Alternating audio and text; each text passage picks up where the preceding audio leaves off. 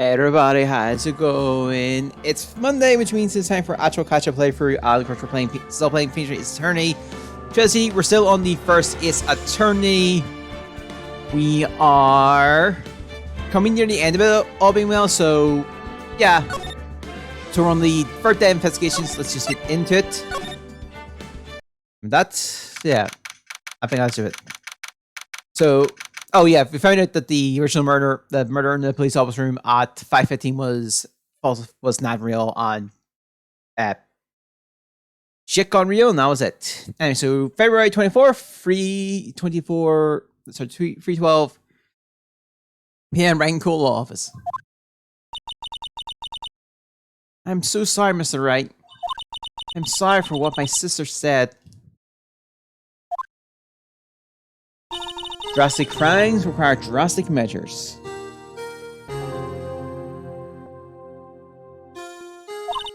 That's just the way it is.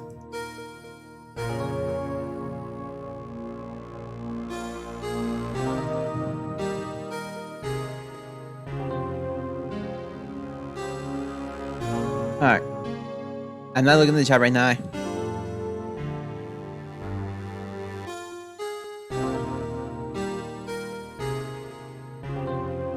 Just to let you know.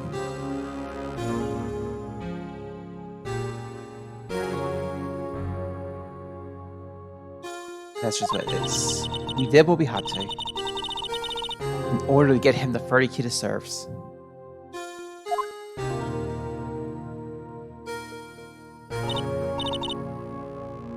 I don't know. I never knew that the SL6 instance was just another name for the Joe Drick killings.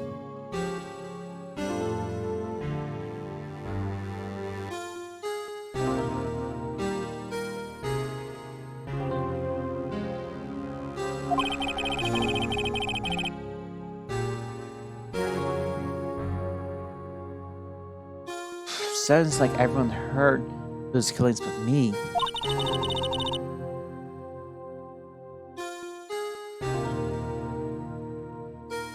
Alright. No. I don't want to trick convict so badly. Okay.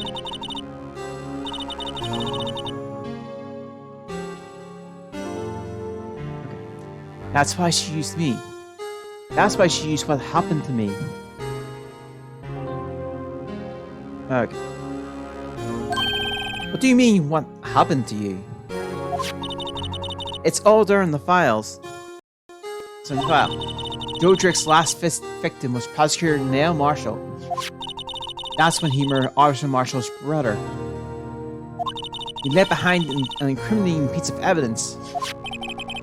What did you have to do with those killings, Hannah? On the night Prosecutor Neil was murdered, Joe Drick tried to kill me. What? He tried to kill you? Officer Marshall's brother, Neil, he was only trying to save me. So that means you... Yes. I was a witness in the Joe Drick trial. Didn't see that one coming. Oh. Never seen it.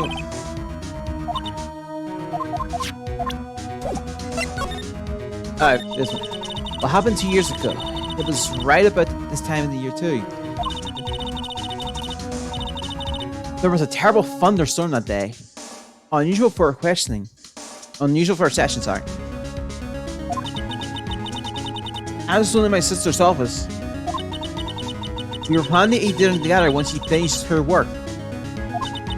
Then suddenly, this terrifying man came bursting into the office. Joe Drick. It seems like he was running from someone. He put out a knife and screamed at me. I didn't know what was going on. Just then, Prosecutor Marshall showed up. Dick Marshall's brother. Joe Drick tried to take me hostage. Before I could, Mrs. Marshall tackled him. Then, what happened? I'll never forget. Lightning struck, and the lights went out. Suddenly, a bolt of lightning flashed outside the window, lighting up the office for an instant. When I saw it then, burnt a permanent picture in my mind. I still see it now. A permanent picture? I do remember the moment when Drake stabbed Mr. Marshall. So you weren't able to testify about that? No, I was only asked about when it was attacked. That must be why she made up the crime. Made it up? You mean providing bogus evidence? To provide bogus evidence? The prosecutor's office wanted that guilty verdict so badly. I'm not forced the evidence, and Mr. Edgeworth refused it. Edgeworth? Yes. I'm sure he didn't know anything about it. He couldn't have known he was being given false evidence. Even so, that's when it all started. The rumors about Mr. Edgeworth, it's all my fault. If I could just testify properly, none of this would have happened.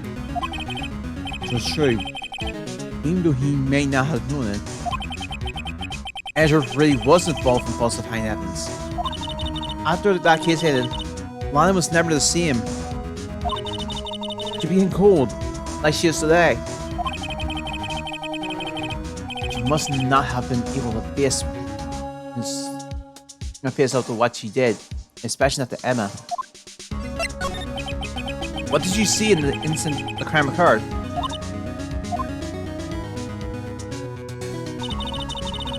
Drake knocked down Mr. Marshall and raised his knife. Then Marshall was stabbed right in front of this poor girl. I don't remember what happened after that. Apparently I passed out. When I came to, Lana was cradling me in her arms. Poor Emma. You've been through so much.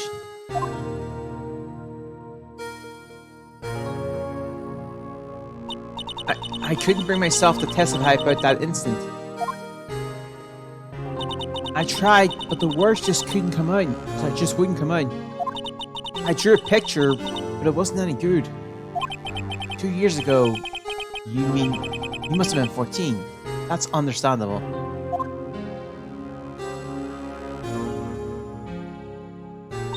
Once it was all over, I made up my mind. I decided that when I grew up, I'd become a scientific investigator. I wanted to be able to fight crimes with my testimonies and find the evidence to make an airtight case. That way, Lana would never have to forge any. See, I think I'm finally starting to understand what makes Emma tick. But there's still something that's bothering me about that crime. There's something that's puzzling me, Emma. What is it? You said you were in Lana's office at that time, right? That's right. Why then would a serial killer come running in there? Not only that, he was being chased by a prosecutor. Oh, there's no mystery there. Joe Drake had been taken in for questioning that day. Taken in for questioning? You mean by the police?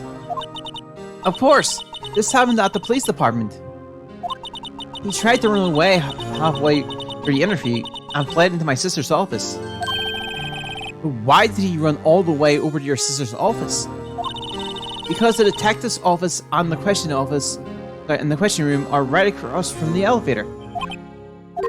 Across from the elevator? But Lana was the chief prosecutor, wasn't she? No, silly! Didn't I tell you? 2 years ago, Lana was a detective. She was the best in the entire force. What? That's news to me. After the Joe Drake case, she was transferred to the prosecutor's office and made chief prosecutor. Lana used to be a detective? I'd better have another talk with her. Mia's plan to Charlie. I've been taking care of him in Maya's absence. Huh? He looks a little yellow today. Oh, I wired him just now. I mixed in a lot too. Mixed in... what? Why, my very own scientific addict? Well, Charlie, you like it? I told you, he's turning yellow! If you go looking legal, but standing in the front of the room. They mock me. Oh, I tried studying one who's just now. Remember what they were talking about in the trial yesterday? Oh, right, evidence law. So, did you learn anything? No, when I tried reading, it made my head hurt. Oh. Then when I closed it, it slipped my hat out of my hand and fell on my foot. Oddly enough, I found myself identifying with her on this one. Mia's desk. I sit here even last night and I've stopped taking kisses. Uh-oh. I have a math test coming up this week. I better study. I'm borrowing this desk, okay? 1 plus 1 is 2, 1 plus 2 is 3, 1 plus 3 is 4. If that's what they're teaching in high school math, we're in serious trouble. There's a poster of the Steel Samurai on the wall. I stuck it up here on the day she left. I didn't have the heart to take it down. I do sometimes get strange looks in the clans, though. Looks like it's a clean day at the hotel across the way. I hear they're planning a second plan outside the city. God! The bad boy is staring right at me! He looks wimpy, but you can tell. There's a sharp edge on that facade. A bad boy is going to be someone someday. Wish someone would say that about me.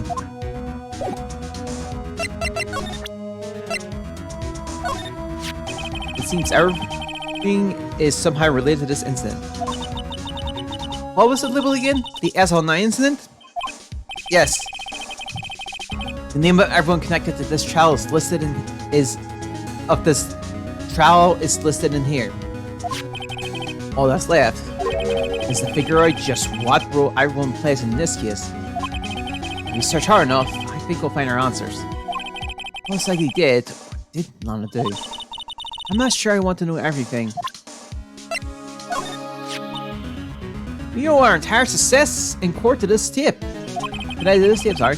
At first I thought it was a joke, but it turns out to be a goldmine of evidence. I counted a total of 5 clues in it. It also get the blue bias for some publicity. Of the negative sort, that is. This char's pretty fragile. It looks like it's about to break apart. What do you mean, about to? It's already broken. I mean again, and again. This piece was found in Detective Goopin's evidence locker. That means... Is this somehow related to that other incident? You see this? Ah, I noted that defense attorneys have a tendency to want to show people things. What is this? A behavior study of lawyers? Fingerprint was left on the locker when Marshall was stashing his bloody coat. I guess that blood wasn't Mr. Goopin's after all. Nope. Just that of an ordinary Celis patrolman. So there wasn't a murder at the police department at 5:15 in the end. I wonder what's going to happen to Officer Marshall now.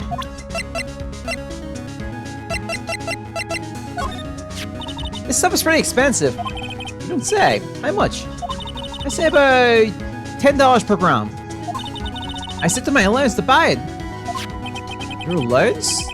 Does your sister give you that? Yes, we don't have parents. Right. Sometimes she even gives me a bottle instead of my allowance.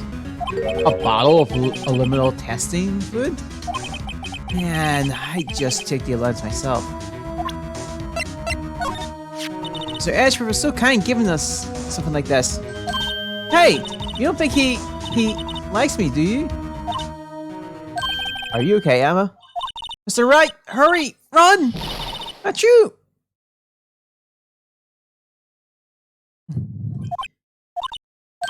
Here, I wipe those fingerprints off your face. Might as well wipe my dignity away too while you're on. This photograph, Mrs. Starr must be seeing things. I'm photographing things. This Christmas guy was there at the scene of the crime. I think we're getting purchasing some warrants here. She is connected to this crime somehow. But how?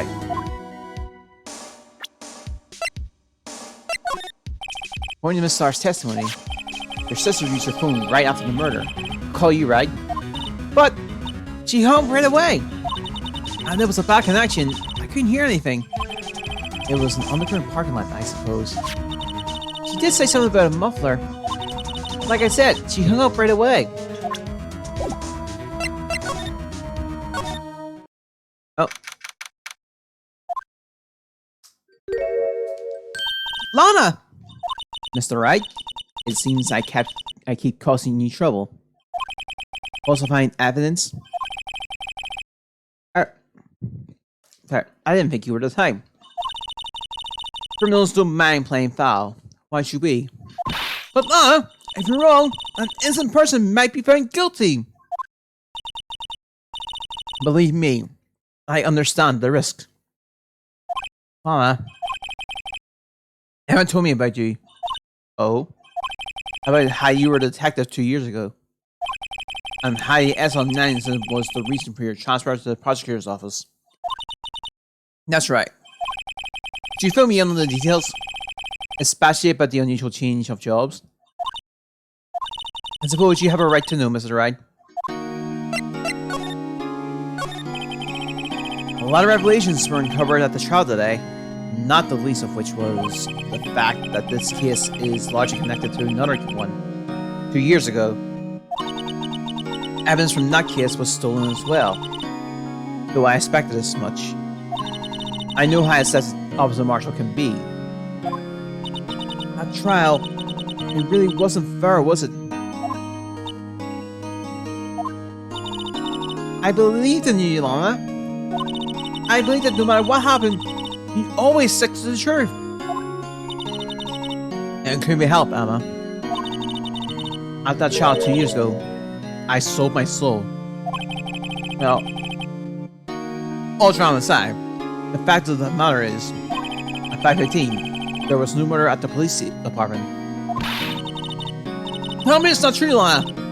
What the witness, Miss Starr, said. How about you stabbing Mr. Goodman with a knife?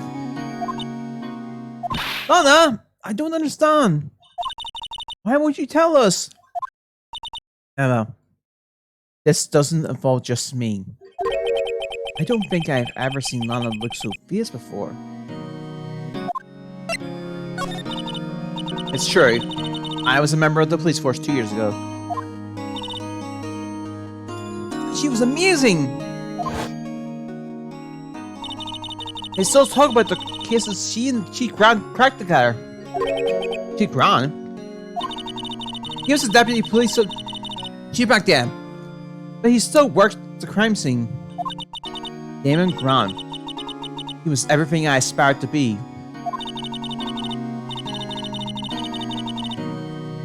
I'm sorry.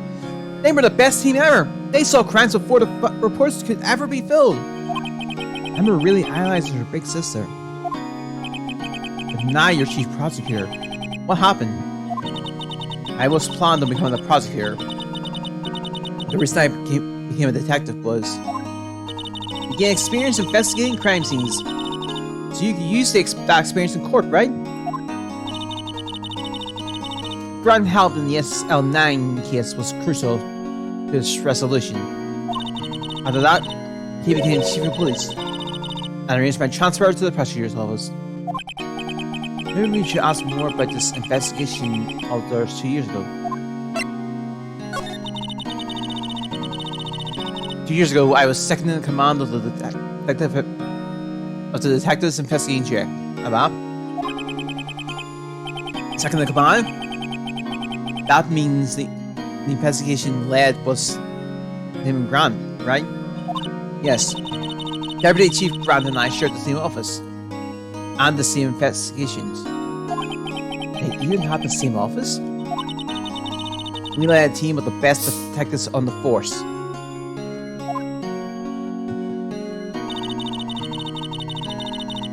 Detective Goodman. whose case it was, Jake Marshall and Angel Starr. It was the first time Marshall worked with his brother. He was quite gung-ho. Without a doubt, Joe Drake was a serial killer. We asked him to come in for questioning. We were desperate for evidence. That was when his final murder took place. When he tried to murder Emma. Prosecutor Marshall was trying to save me from Drake. You see, the first person who happened upon the scene of the crime was me. Now you tell us!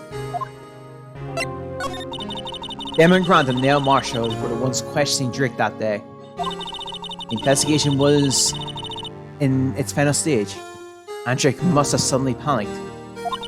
So he waited until Grant and Marshall let their guard down, then fled the room. From there, he ran straight to the office shared by Deputy Chief Grant and myself. That's where he found me. So you were the first person to run to the scene, Lana. It appears so. I was filling some papers while Grant and Marshall were questioning Drake. When I returned to my office, I saw 3 bodies on the floor and smelled blood. 3 bodies? Prosecutor Marshall, the victim, Emma, who had passed out, and the suspect, Joe Drake. During the struggle, it seems Mr. Marshall struck a final blow before he died. Joe Drake had incurred a minor concussion and lay unconscious. What did you do? To be honest, I panicked. I picked up Emma, carried her out of the room, and just held her. Can't blame her. After all, her sister must have gone for it.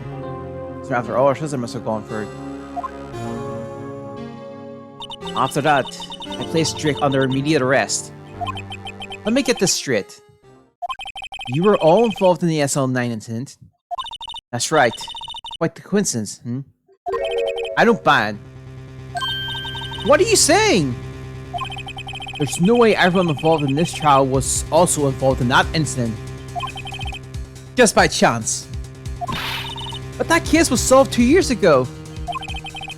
At least one person went to extremes because they didn't believe it was truly solved. Officer Marshall. Yes, his actions came as a surprise to me as well. Ever since his brother died, he changed completely. I guess he wasn't convinced with the ruling against Joe Drake. Life doesn't end with the closing of a case. Everyone has to live the rest of their lives with their memories. That case just might not be over yet. Emma was assaulted by Drake at the police department, right? Yes, in his office that Damon Grant and I shared. The office that Mr. Grant now occupies by himself. The chief's office. Maybe we should have a look at the chief's office. The site of the the final SL9 murder. Before that, February 24th, prosecutor's office, underground parking lot. No one's here today, not even Miss Starr. Everyone's probably busy looking into what exactly went down in the evidence room. That must be where the detectives are. By reporting court today that on the day of the crime, no one was murdered in the evidence room at 5:15. Yeah, I thought we were finally making some headway in our case. Instead, it looked like we just ended up making Lana look even more guilty. Hang in there, Lana. I've got to find all the answers by tomorrow.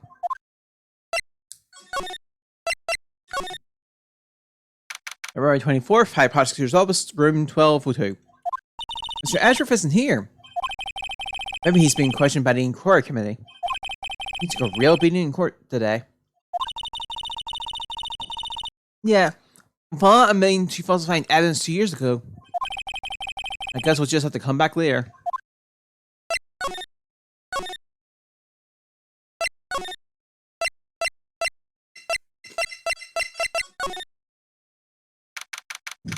February 24th, Police Department entrance.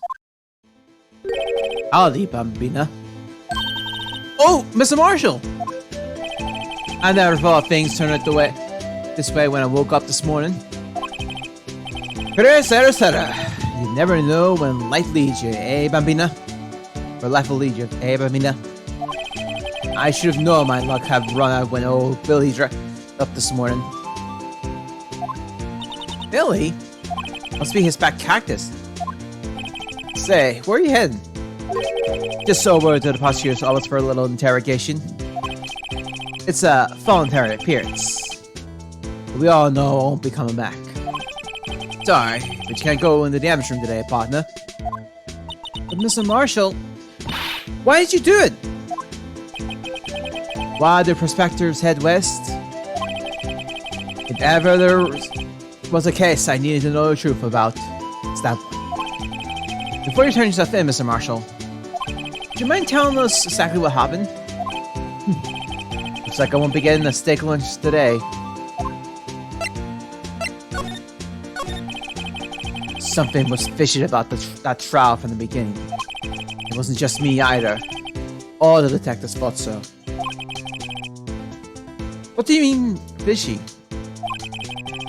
Some of the facts reported were inconsistent with the evidence we found.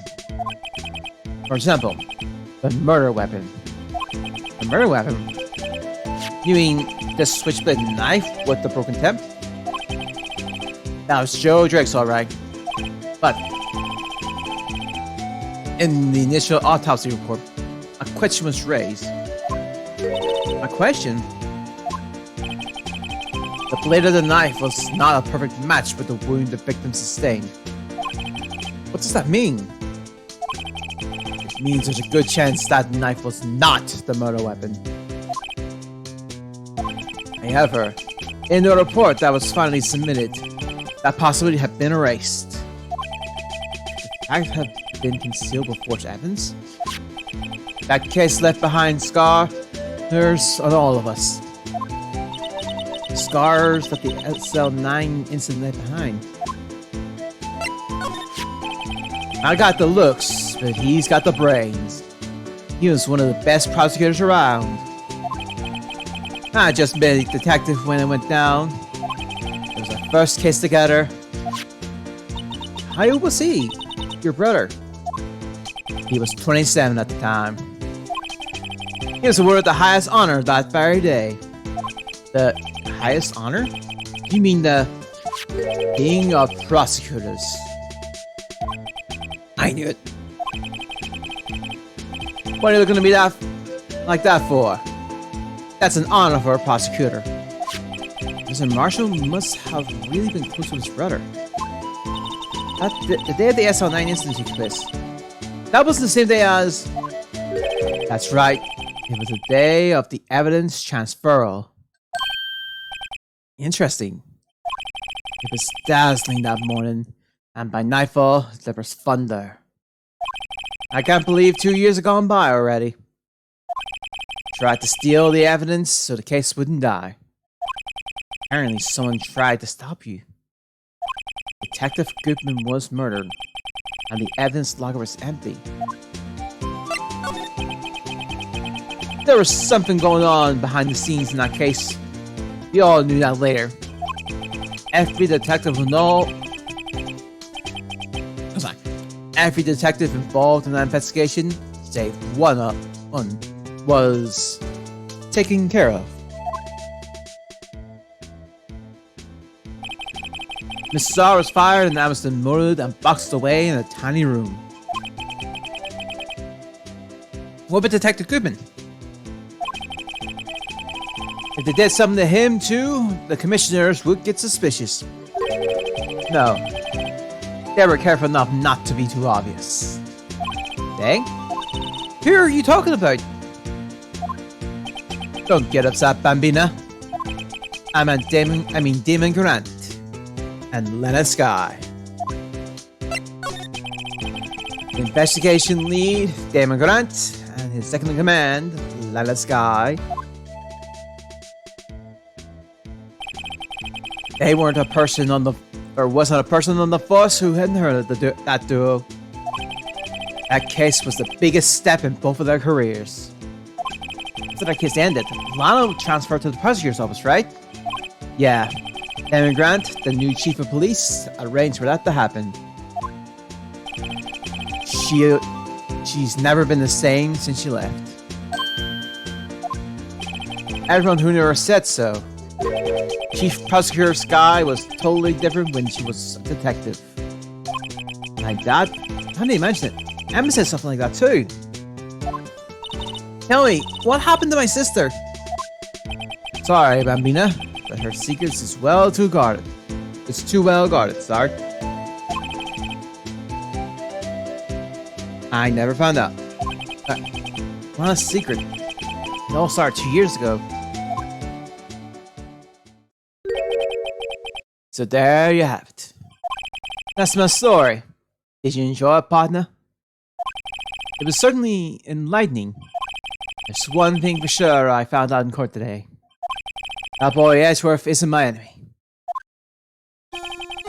He was the one who used falsified evidence to get a guilty verdict. But someone else was the one who gifted him that evidence and planned everything. That someone is Damon Grant. Don't believe me? Well, I don't blame you. I won't even be a patrolman after today. Too bad I won't be around to work with you. When you become a real scientific investigator. Adios, Bambina.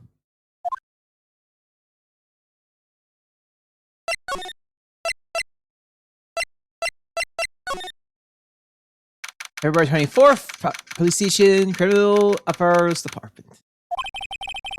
This place is always pretty empty, but today it's deserted. That must mean everyone's busy solving crimes. Oh, if you're looking for the others, they're all in the conference room. Thanks? Wow, he actually talked to us. The chief prosecutor saying what she did and the decision about what to do. About Mr. Edgeworth, not to mention our statement to the media on tomorrow's trial. There's more chaos going on than Thanksgiving and Christmas put together. I think festive is the word usually used for those. Sir, we'd like to have a look around Chief Gant's office. Just use the connecting hallway to the other building and take the elevator to the top floor. Really? You mean it's okay for us to go in there? I mean, we aren't police officers or anything. Hey, you're right! You can't go in there! It's off limits! Now I see where Detective Gumtree gets his unique charm. Well, what are we waiting for? Let's head to the chief's office. That man must be the chief of detectives. He's staring at the screen so hard it might shatter. What? Your case may have been fabricated? That's what I thought all along. I just never bothered to tell anyone. Now there's a guy who cares about his work. That must be one of the detectives. He's mumbling something to himself. That's it. The victim used a time machine. Sorry, the felon used a time machine. Very clever indeed. That will explain the alibi. The future might not be so far away after all. He's not writing a report. He's writing a novel. So let's double check see Edgeworth there, back in his office. Nope. Oh, we have to wait till we're done, isn't it?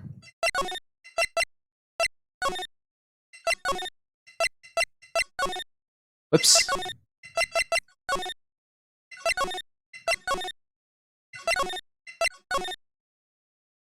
February 24th, Police Department, Chief's Office.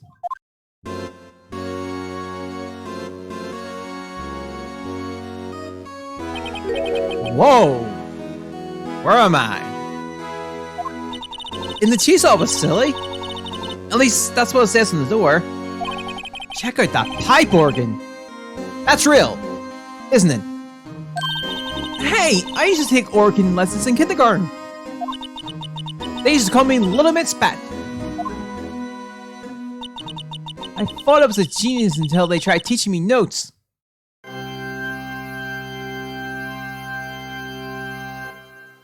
I never could remember where C was.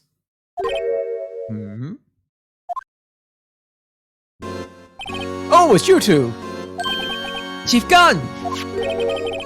He put that paper he was reading on his desk. So, righto, have you been swimming lately? No, I haven't. I've been kind of busy lately. I can appreciate that. I've had my hands full too with Mr. Marshall's misconduct. And Lana's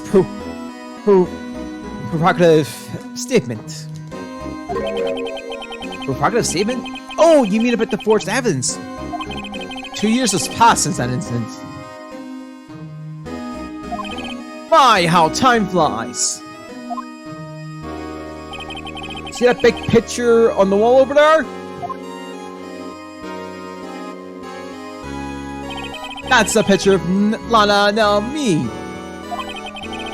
So this is Mr. Marshall's brother, Prosecutor Neil Marshall. We took that to commemorate our work together. Something's not right with this picture. I can't quite seem to put my finger on it though. Gaunt's picture's been out of the courthouse. Go to the award ceremony of Gaunt, Lana, and Neil.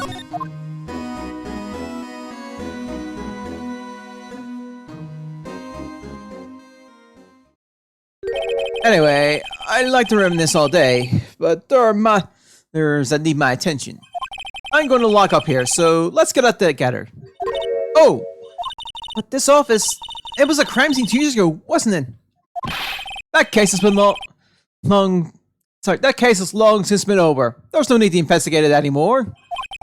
It's all the same, sorry. We still like to have a look around. Perhaps you didn't hear me. I said there's no need to investigate it anymore. Now hurry up and get out! I have a meeting to attend! Looks like we aren't welcome. It seems that case isn't over with yet, after all. What do you mean? Chief can't deny our request to search the crime scene. That means there must be a reason he doesn't want us to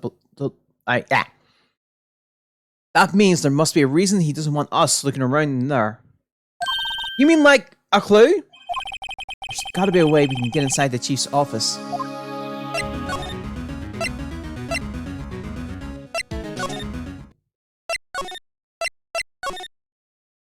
Oh.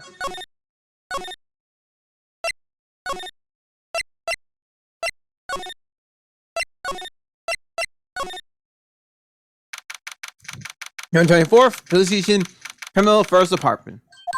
Hey, pal. Detective Country, aren't you supposed to be in the meeting? Just taking a breather. My feet hurt. I've been sitting so long?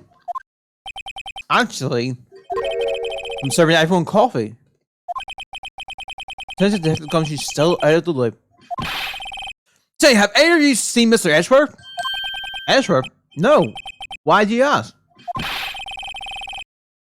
Oh. He's under fire from both the police department and the prosecutor's office. It's almost like the battle between you two in court. That sounds serious. It's because of what my sister said. That's basically what it's all boils down to. That falsified evidence 2 years ago. Now Mr. Edgeworth has the whole world after his blood. Yikes.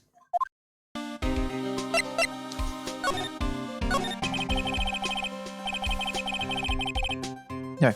But why would Edgeworth be blamed? It's not like he knew the evidence was forged. Lana Skye is the guilty party here, isn't she? Regardless, a prosecutor is responsible for the evidence they present in court. Not only that, but you know there have been a lot of rumors going around about Mr. Edgeworth. His amazing talent as a prosecutor keeps him safe from those who don't like him. Now, with this, are there really so many people who hate him? In our world, only those with talent rise to the top. Mr. Edgeworth not only has that, but he's young. There's no best recipe I know for making for making enemies. Hey, Dan! Keep up the good work! Yes, sir! Let's go for lunch again sometime. Marching! Yes, sir! We gotta take you back to that joint sometime. Okay, Dick? Yes, sir! It seems like you don't have any problems with enemies. Yeah, well, I'm careful not to stick out. Anyway, I'm a bit worried about him. Under all this pressure, I'm afraid Mr. Edgeworth just might crack. Actually, I took a look at the files earlier, while the coffee was brewing. He seems genuinely concerned for him. Edgeworth. Well, did you find out anything? The only evidence Strick left behind was during his final attack. His final attack? You mean when he killed Prosecutor Marshall, who was trying to protect some girl? Me. It seems like the country never realized Emma was the girl.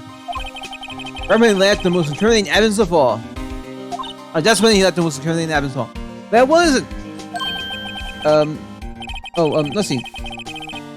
I think it had something to do with the murder weapon. Oh, I forget.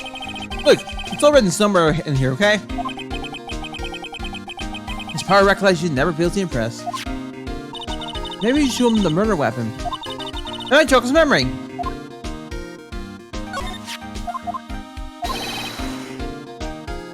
The new evidence Strick left behind was during his final attack. What that you mean? Okay, yeah.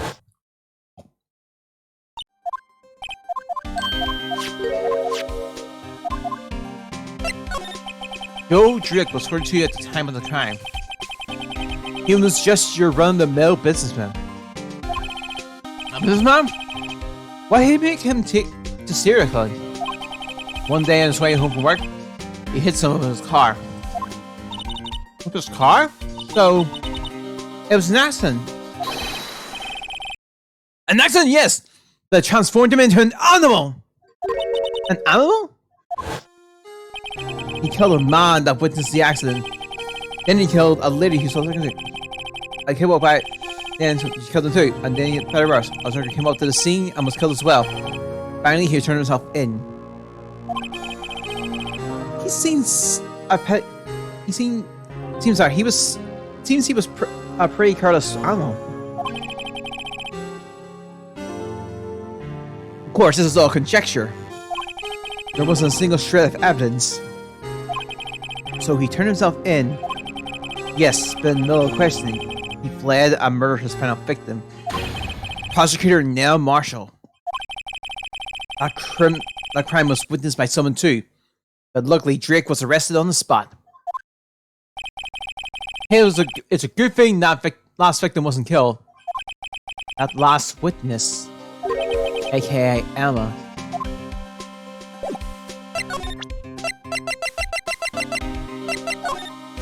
About this. Hey, it's that. It has a tag attached to it. The label SO9 isn't on. I believe this would be the broken murder weapon you were speaking of. What are you doing with that? Ever since that case was closed, that knife's been locked away in a locker. On the day Detective Goodman was murdered, it suddenly disappeared from the locker. I was found in Mr. Edgeworth's car's muffler. That's it! Now I remember what the incriminating piece of evidence was.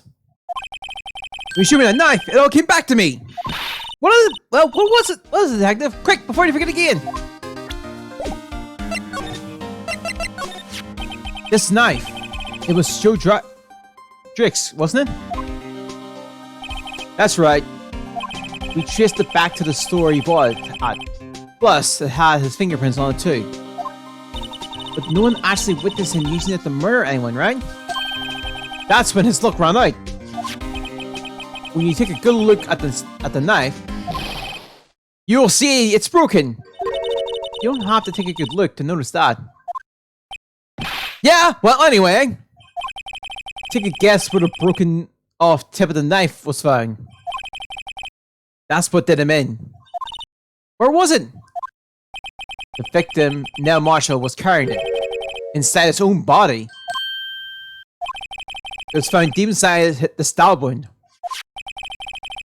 Did it match Drake's knife? You bet! Down to the last fiber. That's pretty conclusive. Nail's autopsy report. Stabbed in the back, died from a punctured heart and lung. A knife tip was in the wound. And the switchblade knife, broken tip was found in the spy belonged to murderer Joe Drake. Well, there you have it in a nutshell. That's all I know. Can I ask you one more thing? What is it? If it's money you need, you should ask Chief Dron. It's not money, but it does concern the Chief. His office is a crime scene, right? It's where Prosecutor Neil Marshall was murdered. The Chief's out now, and his office is locked. But we'd like to have a look around if that's okay. Well, any Texas ID card can unlock the door. What? Really? But if I let a civilian in there, I'd be charged with breach of trust. Breach of trust? Simply put, I'd be conned. Oh. Sorry, pal. I don't plan on getting fired because of you. How about this ID card? It was Detective Goodman's. That won't work either. The kid was deleted on the day he died.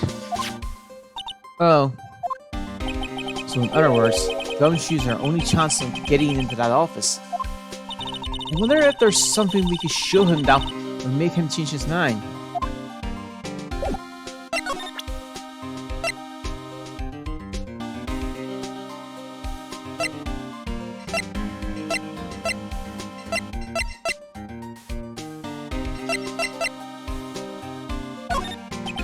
Sure. Oh. Oh, yeah, right. I think I'm one of this, but I want to double check again if we can talk to Edgeworth.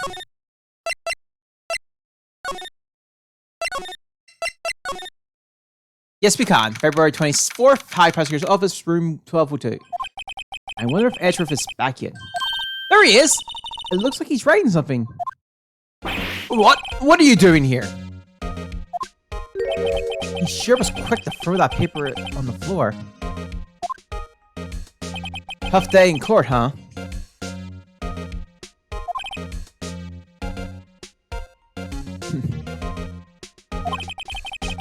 I have to live the past 2 years of rumors.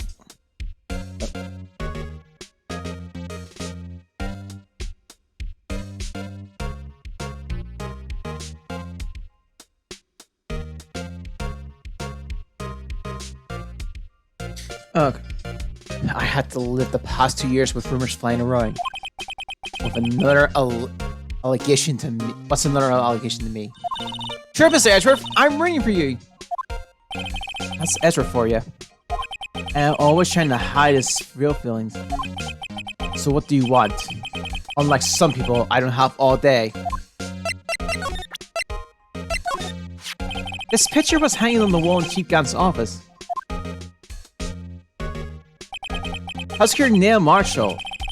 He had just started making a name for himself. Looks like this was taken when he received the King of Prosecutors trophy. Speaking of that, there's something that bothers me. Yes? The trophy Mr. Marshall is holding. It's a little different than yours. Yes, you're right. Ah, I remember now. Remember what? That was when the official prosecutor's trophy looked like until 2 years ago. There's a story behind this design. A story? Sounds interesting. Would you mind telling it to us? It's simple, really. Contradiction. That's what the word's based on.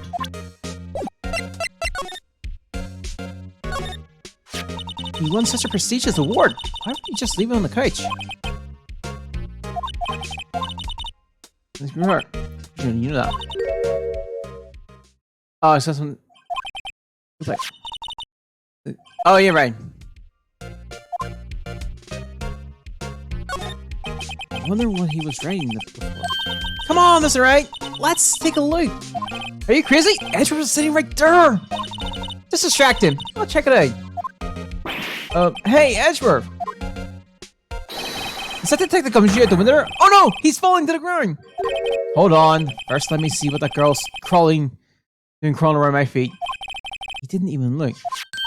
What? Letter of... If you're having troubles reading, I'll read it for you. It says letter of resignation. Resignation?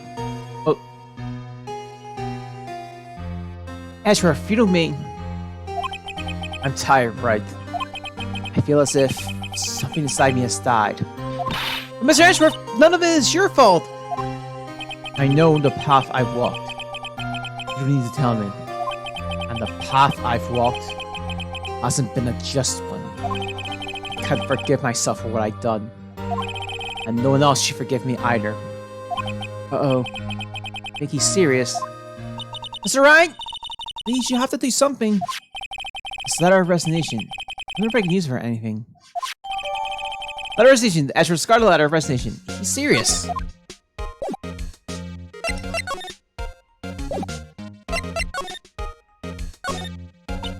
Oh, you part. Okay. What the? Was this the same message I was here yesterday? Ooh, cute. What a place, he said. I'm more of an instant tea myself. Listen, the drawer below is filled with packets of tea leaves. They're all certified place of origin and flavor. Look at this royal blend! Oh, an exquisite splendid concoction. There's such a thing as taking a hobby too far. Oh. Okay, no, that's okay. It's really just very little change.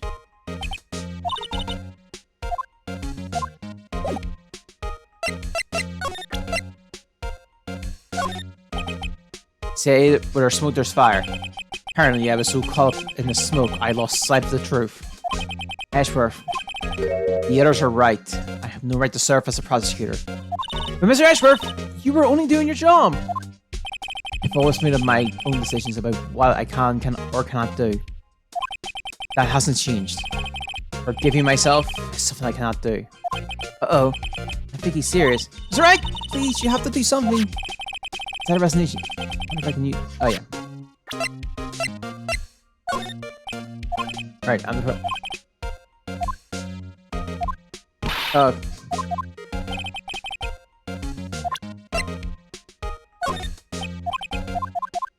Shit, it's in the evidence.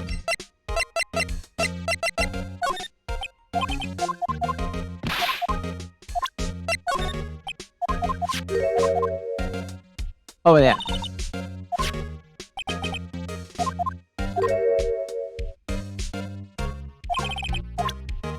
So yeah, come now, right? You can't expect me to just sit down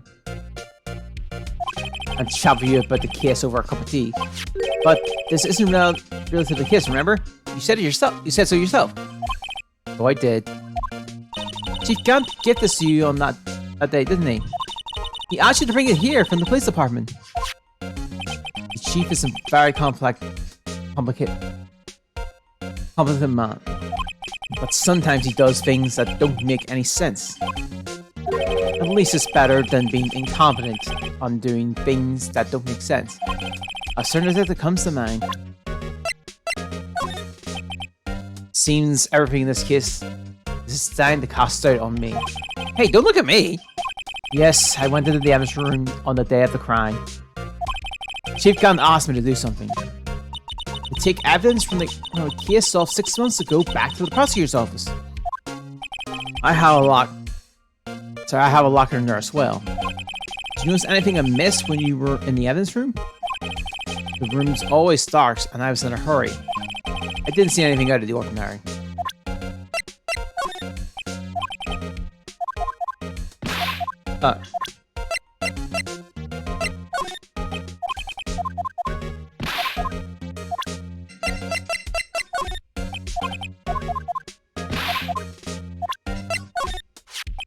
You know, it wouldn't hurt if you put this up somewhere, like on a shelf.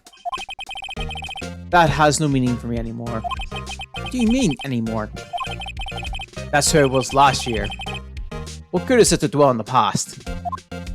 He's asking me? Why can't he just accept it gracefully? Actually, somebody's been telling me about this seal. Look, did you notice anything different? Different? Yeah, don't you remember? The other shield in the court record. I guess I better present it. Oh yeah, right.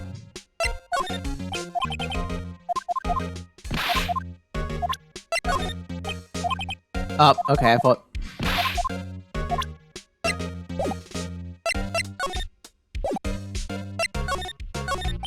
There's no excuse for what I've done.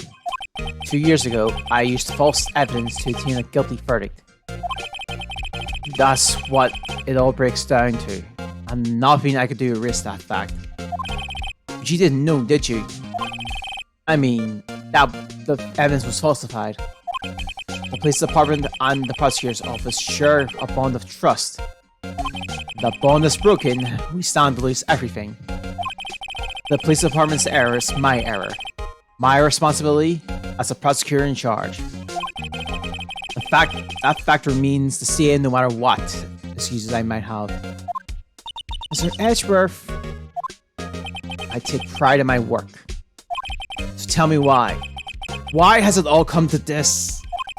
Even Edgeworth can't keep this kind of emotion bottled up. Are you up for the trial tomorrow? First last year's trial, and now this one? It seems all you do is worry about me. To be honest, you're getting on my nerves. But Mr. Edgeworth, you can't just walk out on the trial. Tomorrow is the last day. It's too late to change prosecutors. I bet that's what my superiors are banking on. I never thought that case would come back to haunt me like this. What do you mean? The list ends. It seems too short. Most lists run twice as long. It's only half as long as most lists? That is odd. After Neil Marshall was murdered, I became a prosecutor for that case. I may not have been part of the investigation, but I knew what I had to do. Use the evidence I was given to prove the suspect guilty. That was really the only thing on my mind at the time. Say, we just saw a picture taken around that time. A picture. Something seems strange about it. This award originated from an ancient Chinese tale. In Chinese, the word contradiction is written with 2 characters. The first means halberd, and the second means shield. Have you heard this story? Me? Oh, sure. Everyone knows that. Why don't you tell it, though? For Emma's sake. Very well.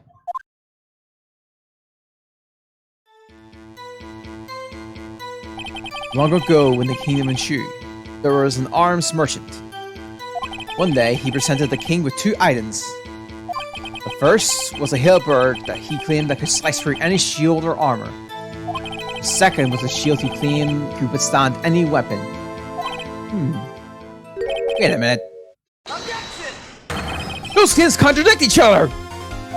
Very perceptive. Then again, you've heard this story before, right? Anyway, as you mentioned, there's a fair description of these items to discredit them both. When the king pointed this out, the merchant was left speechless. And thus, the Chinese word for contradiction was born. Oh, I see! So the chipped shield and broken knife symbolize... Precisely so. They symbolize the merchant's items. The ancient tale ends with the merchant at a loss for words. But it's in our nature to pursue matters to their conclusion, even if the result in something as ugly as this. Wow! Thanks, Mr. Edgeworth! I've learned something new today! That's funny. If that's so, then why were you only given a shield? You have to ask Chief Grant. 2 years ago, he had the halberd part of the award abolished. Chief Grant. The prosecutor Trilogy updated the court report. 2 years ago, the halberd was removed at Chief Grant's behest, given its current form. Could you tell us again about what happened that day? The day Detective Goodman was murdered? You were participating in a ceremony ceremony over at the station, right? I've never cared for ceremonies, but I had to attend this one. Because you were the awarded this. Those receiving awards kind of exactly skip out on the ceremony. I finished up at the office in the morning, then drove over to the police department. You finished up at the office? Yes, just odds and ends. Clerical stuff. I didn't plan on returning to the office that day. That is, until I was asked to take something back. Take something back? This... Oh yeah! Chief Kant asked you to hold onto that, didn't he? Yes, it was a piece of evidence in a case that was closed half a year ago. He asked me to bring it back to the prosecutor's office. That's the story we heard yesterday. So you came back here to the prosecutor's office because the chief asked you to? That's right.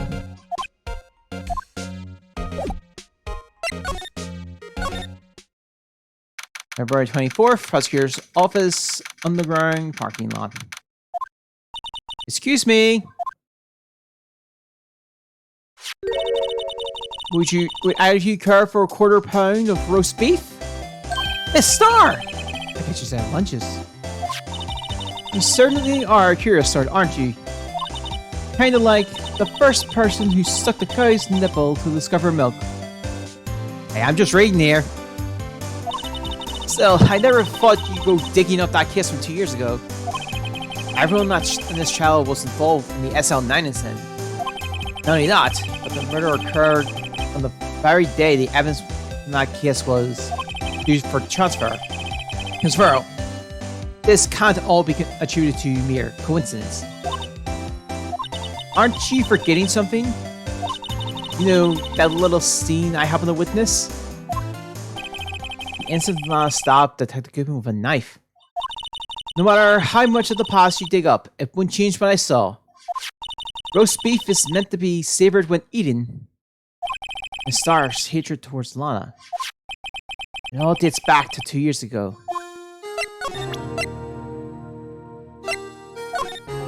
I don't have anything else to tell you. Star, the only thing I can give you now is a poppy seed right set. It'll be cheap. Eat this and maybe you'll be able to tell black from white in court tomorrow.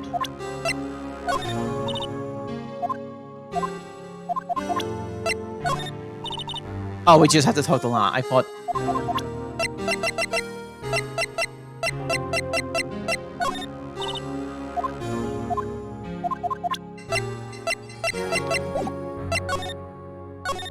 Joe Trick. That's a name I'll not soon forget. We trailed him for half a year. Oh, the pressure. Still, I don't think I was ever more alive than I was then. Those days were steamier than a bowl of hot gravy. I was gonna remember, what's with the... I didn't really think about much for Angel's Letter. What's with all the film analogies? Poor old Jake Marshall, though, must have been going through hell. You mean because of his brother's death? They were close, those two. After Nell died, something took over Jake. He became obsessed. Seeing Jake like that made her all the more desperate. Her? Lana Sky. My sister? The best of the best were put on that SL9 case. Of course, they were led by that legendary duo. Lana and Chief Gant. After that legendary power was the reason we were able to keep up our investigation. That's why we were so shocked over how it turned out. You mean, with the fortunate evidence? Don't get me wrong, Joe Drake got what he deserved. Still, it was obvious the evidence produced in court was being manipulated. Items our team never found would suddenly appear, while other items were kept secret. But you don't have to prove anything illegal was done. I proved enough of what happened. I'm proof enough of what happened. After that kiss, all of us safe grouping were relieved of our duties. Most without even in so much as an explanation. And Lana Skye transferred to the prosecutor's office and became chief prosecutor. Lana always wanted to be a prosecutor. Nothing's quite as simple as it appears. Huh? Lana Skye was merely being used as a pawn. That's my take on the matter. She was being used? Damon Grant and Lana Skye. Grant led the investigation with Lana second in command. They were the best. They solved all kinds of cases together, didn't they? Damon's magnetism in particular was almost surreal.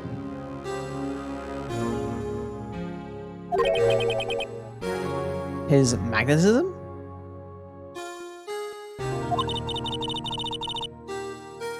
By that, I mean his ability to attract evidence. He produced the most incredible evidence in the cases he handled.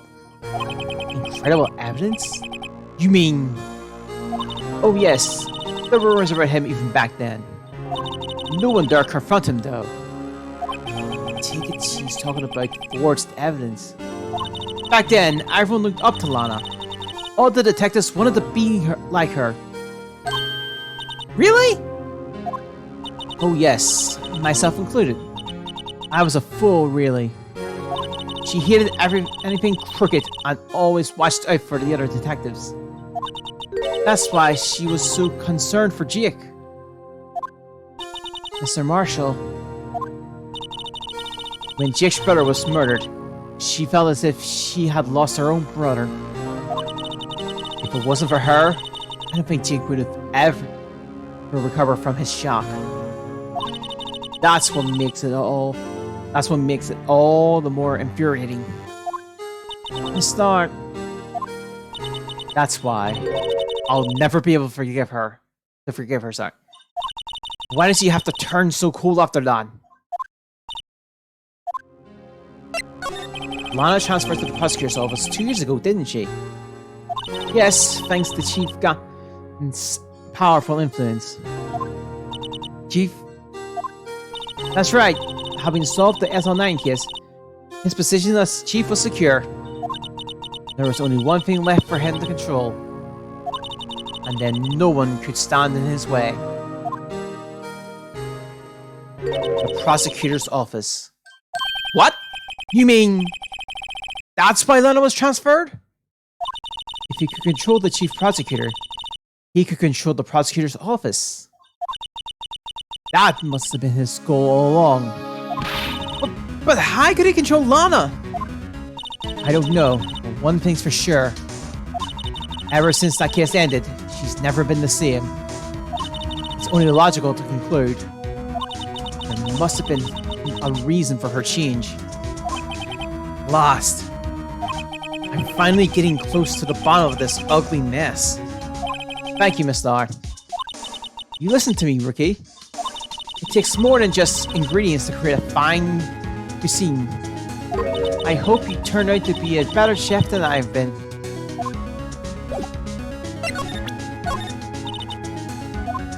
It's not... Oh.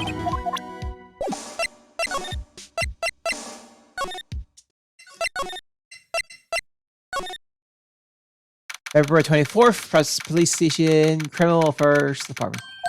Oh, you're back. You're still here? I gotta make 150 copies of these files. Brewing coffee, copying files. I'm turning into a regular DJ! You're a DJ as well? If I'm not mistaken, I think he means desk jockey. Oh, that DJ! I gotta admire your persistency. But my answer's still no. I'm not letting you into the chief's office, period. That'll be my neck on the line. That office is the last crime scene in the SL9 incident. I have to take a look in there. There's gotta be something we can do to make that detective change his mind.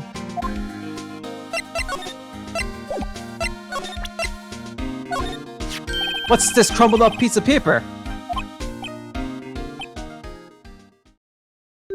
No way! Mr. Edgeworth can't be serious! Is he ever not serious?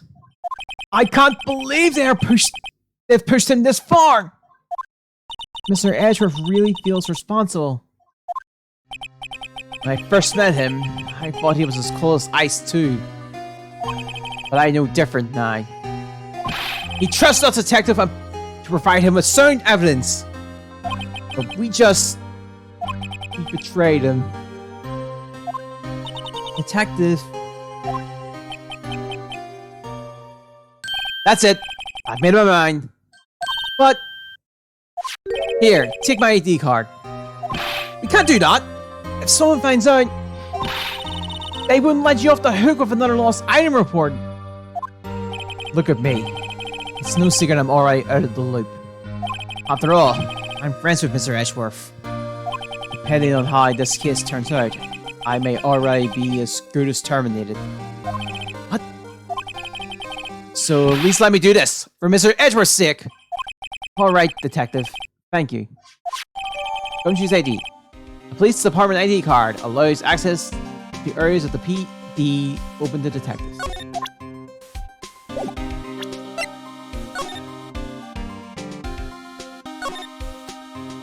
Detective Gumshoe isn't very photogenic, isn't he?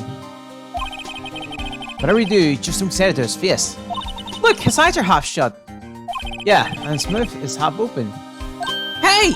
Each of his shirt buttons is off a notch. And he's got a narrow end of his tie in front. I think that goes beyond being a photogenic issue.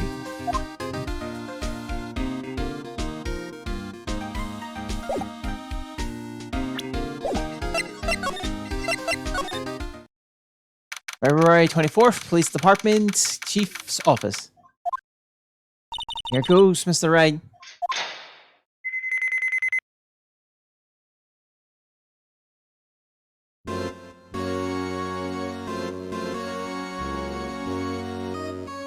We're in!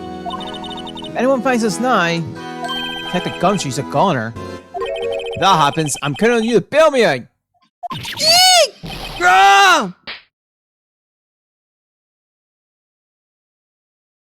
Sorry, I thought you were a ghost. I didn't even know you could slap a ghost. Ah, Detective Gumshoe! What are you doing sneaking up on us like that? I wasn't sneaking. I was just worried something might go wrong. So I came too.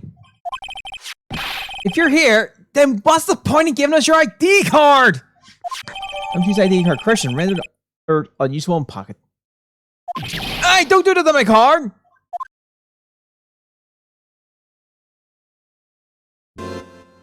I hardly ever get a chance to come in here. So I figured I'd have a look around myself. Besides, we're all in this together now. You really do want to get fired, don't you? Not if we're lucky. Now come on, let's see what we can find out. I've got a bad feeling about this. That desk on the other side of that room. Was that your sister's? Yeah. Yes. That's where I was waiting for Lana. On that day 2 years ago. Is anyone using it now? No, sir. This is entirely Chief Gan's office now. He practices a strict policy of preserving the crime scene.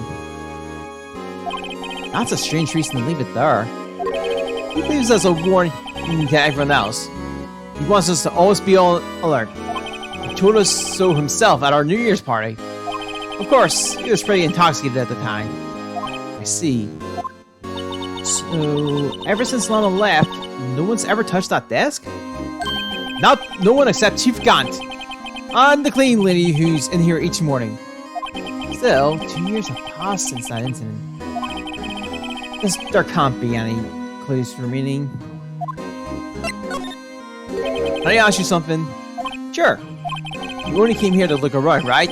Because it's one of the SL9 crime scenes. I mean, that's your only reason for coming here, isn't it? Why do you ask? You don't think... Nah, you wouldn't be. No. No, there's no way. Never mind. Don't worry about it.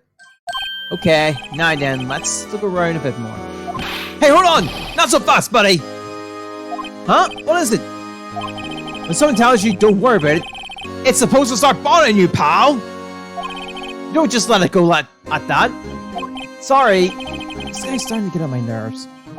Okay, so what's bothering you? You two don't think Chief Gaunt might be a suspect, do you? What? He's right, Mr. Wright. What do we think of him? Chief Gaunt. So it's finally come to this. What do I think of him? Perhaps it's best I don't divulge my feelings. Yet. There you go, ignoring me again.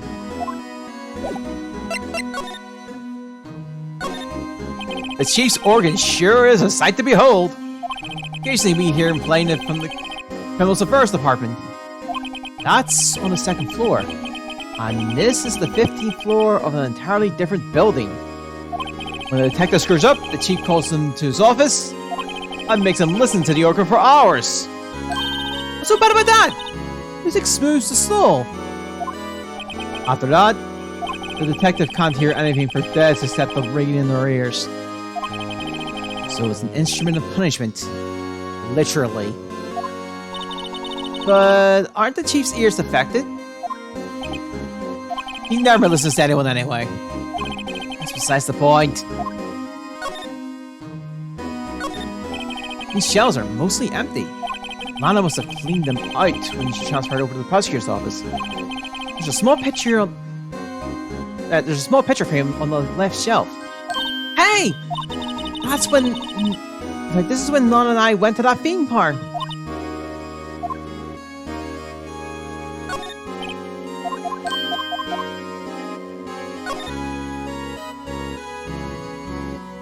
This was taken on that day 2 years ago. The day of Joe Trick's the day Joe Trick ran out of the questioning room and tried to kill Emma. After receiving his award trophy, Mr. Marshall took a picture here. Then went along with Chief Gaunt to question Drake. I thought he never knew he'd be dead just a few hours later. Geez, you think? This was Lana's desk. Sure is tidy. Lana's always been a meticulous cleaner. There's not even any dust on it. Look! Looks like someone's still keeping it clean, sorry. Doesn't Lana ever come back here? Does Lana ever come back here, sorry? No. Chief Gaunt must still keep it clean in memory of their partnership. They were the stuff legends are made of. Do you keep it in memory of her, or in memory of the crime? Look at that giant window. Makes you want to crash through it and jump outside. This is the 15th floor. I know! I was just saying. Saying what? Ever since making detective, I've always dreamed about doing something like that.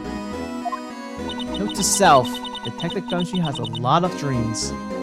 As long as he doesn't go crashing through that window when he gets fired. Don't say that!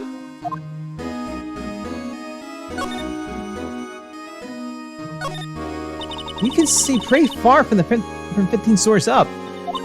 If you were to drop a suit of armor there, first the chief wanted to use stained glass for this window. Really? Why didn't he?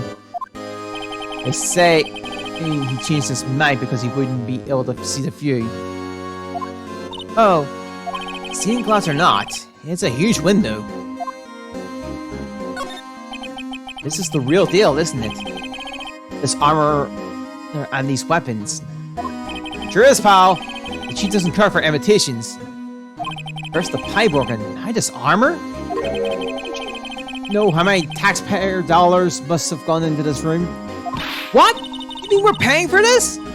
That's it. I'm not paying 1 cent of my taxes. You don't have any taxes to pay. Shh, be careful what you say. Who knows? Chief may be hiding in this armor as we speak. I don't think he fit in there. Even if he did, he'd never be able to get back out.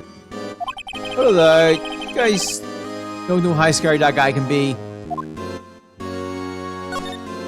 Wow, look at the size of the Chief Gun's desk. Speaking of that, when you were here earlier. Oh, it's you two. Chief Gun! Look at that paper he was reading in his desk. I wonder what he was reading. This looks like a list of evidence. A list of evidence? In most cases, the lists run twice as long as this, though. Hey! Look at the case name! Huh? SL9 isn't. I wonder what this is doing here. Hold on, detective. What did you just say? I said, I wonder what... No, about evidence list. Normally they're twice this long? That's right. I guess there wasn't a lot of evidence. A half-sized list of evidence. A list of evidence. It seems too short. Most lists run twice as long. What could the other half of lists be doing here? I knew it! The chief must be hiding something about that case. If it appears so.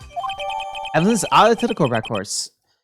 List of evidence in the SL9 incident was ripped in half, so this part is all I got.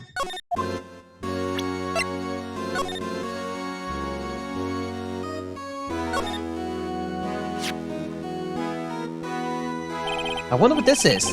It looks like someone drew some kind of sketch here. What is it? Did you see find something? I can't make it out. I better keep it quiet about it for now.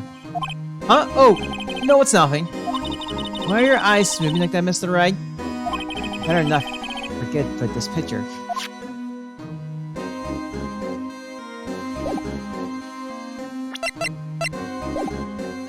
Oh wait, we do have an officer intelligence. I didn't read that. Name of deceased, Neil Marshall, 27 male. Date of and time of death, February 19th, between 7 p.m. and 7:30 p.m. Cause of death, single stab wound piercing heart/lungs. Assessment, died from blood loss in under 10 minutes. Weapon found and wound was missing tip. This is a safe, isn't it? Safe? That word is ripe with intrigue. Okay, if you say so. It looks like a code needs to be entered in this panel to open it. 7-digit number. I think I just might know what it is. Do you know what it is? I have a hunch. Oh, I know! You want to try my birthday? It's... I have a better idea. Here goes nothing.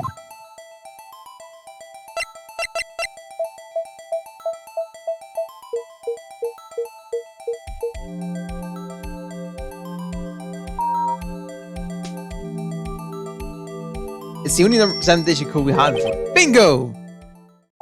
What number did you enter? Whose birthday was that, pal?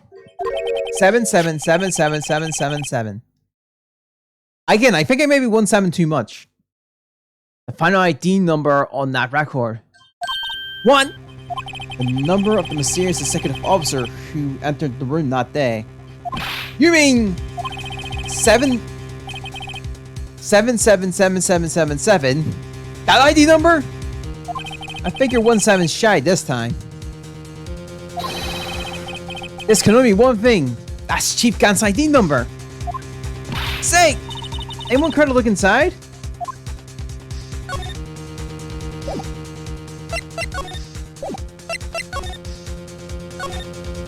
Is there any money there? How much does he have how much do you have stashed away? Look, it's a shard from a broken cup? This somehow looks familiar. Where have I seen this before? There's something else in here too. What's this? It looks like a piece of leather cloth. This is a handprint, isn't it? Hey, I saw someone wearing a shirt like that once. You think the chief made up the design? I don't think so. Oh, well, it's just a thought. Is that it? That is all that was in the safe? Apparently so. It's empty now. A piece of cloth with a handprint on it. And a broken shard from a cup. They look like pieces of evidence. Yeah, unless you can prove they have something to do with this case. I'm afraid I can't just let you take them. After all, it's my neck of the line here. Great. I have to prove the relevant to get them. How are these two items relevant to the SL9 incident? Come on! There's gotta be something we can show to the detective.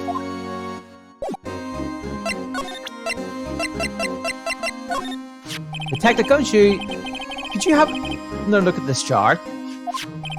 I remember when the three of us put that back together. Ah, those were the days. It's kind of hurting to be nostalgic. Wasn't that jar a piece of evidence from that case? That's right.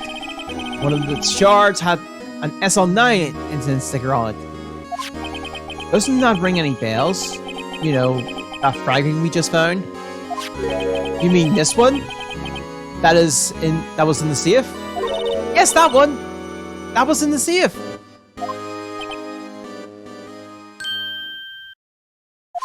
Now that you mention it, it rings a lot of bells! Let's see if it fits! Here, let me see the shard. I'll take a crack at this. Go ahead, pal. Show us what a rookie can do. Is it right? Here's some glue.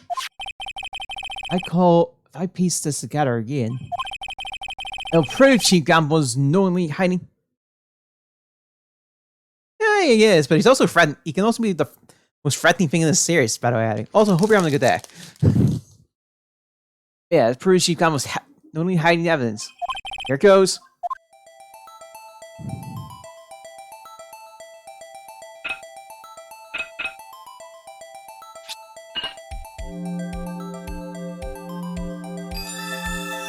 There! It fits like a charm. That, of course, means Chief Count willingly and knowingly hid a piece of this jar in his safe.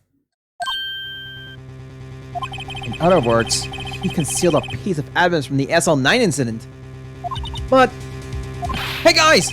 Get a load of this! What is it? This piece you just attached. It's different from the others.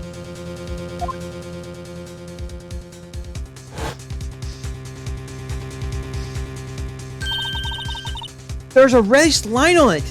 A reddish line? That's blood. I don't get it. Why would Chief Gunn hide this in the safe? The civil charge been updated. Found a fragment found in Chief Gunn's safe. Blood traces.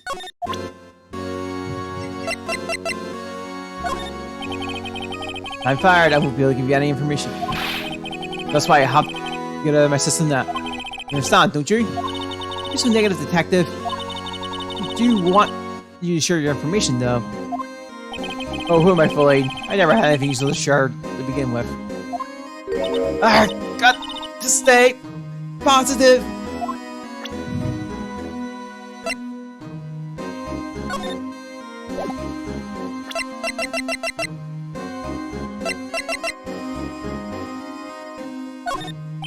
Country, I'd like you to have a look at this.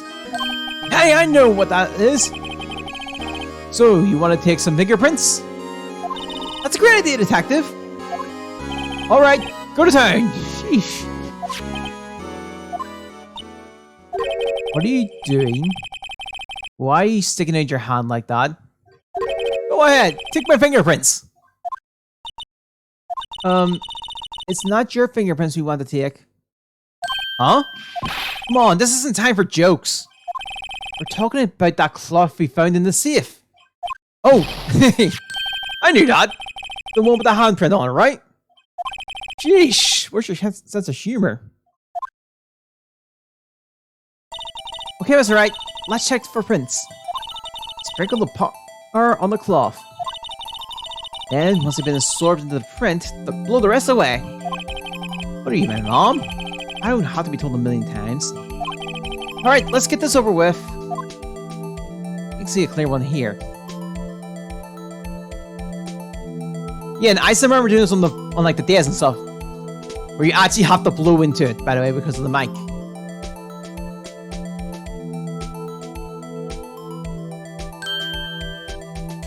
I'm giving my best shot. My kind of result won't be any good for matching prints, will it?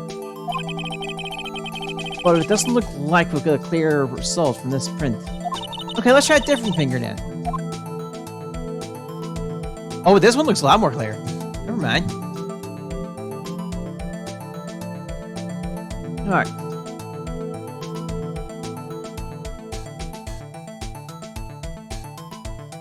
We apparently missed a little bit, but I don't know, we have uncovered the print.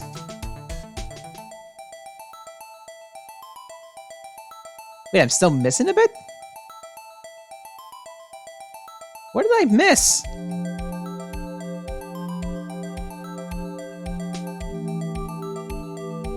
There we go.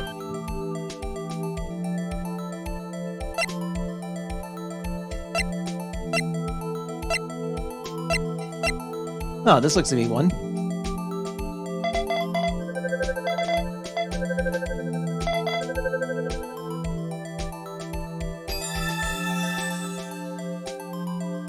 No.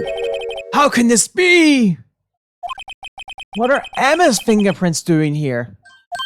Hey, have you found a match? Whose fingerprints were they? It seems the prints are too old. They aren't clear enough to get a match. Oh, that's too bad. I thought they'd be Drick's prints. Psst. Hey you, over here. What's going on here? What are that kid's prints doing inside the chief's safe? Don't ask me. Let's just keep this information from Emma for now. Here, maybe you should hold on to this. This cloth folded in and added to the cover.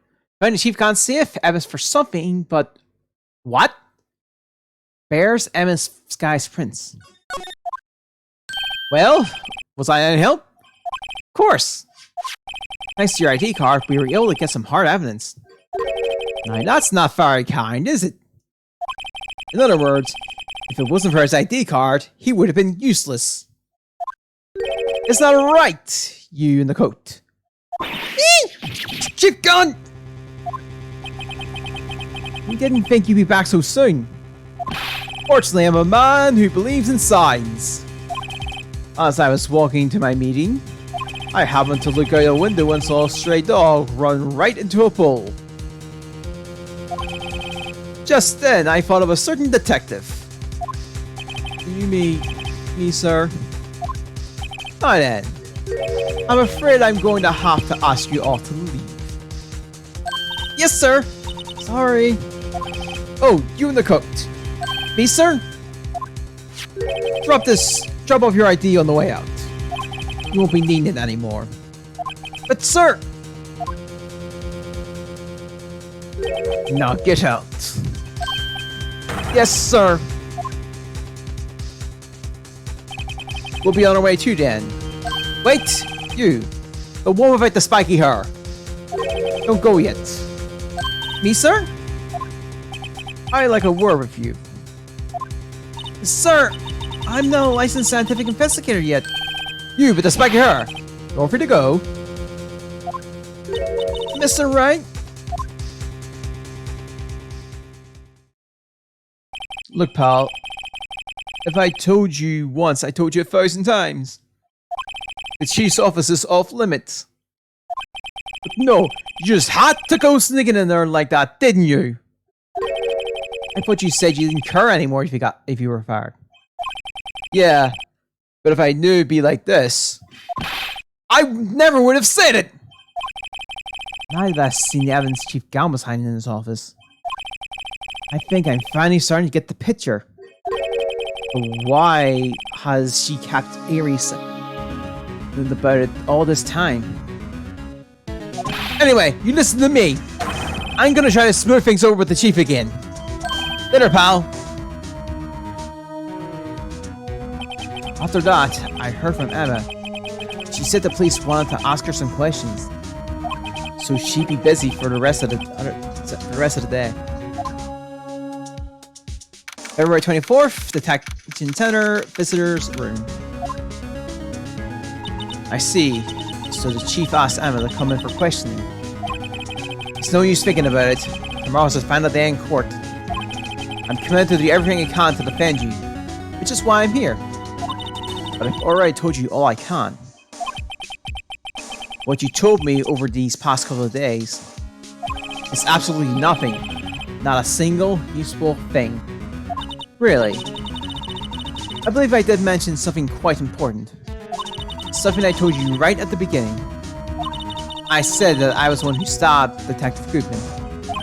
You know, I think I finally figured it out. I know who it is that's lurking behind your words.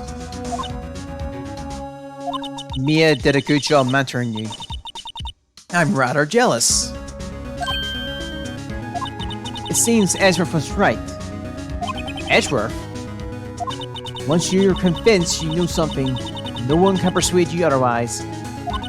Thick-headed is the term he used, I believe. That's my chance to get her to tell me the rest of the story. I have to admit, I was more than a little perplexed at first. You insisted you did it, yet there was no incriminating evidence. That's when it hit me. It's not that you were unwilling to tell the truth. It's that you're incapable of doing so, because of a certain individual. What an intriguing notion. A certain individual, you say. So you think I'm protecting this person?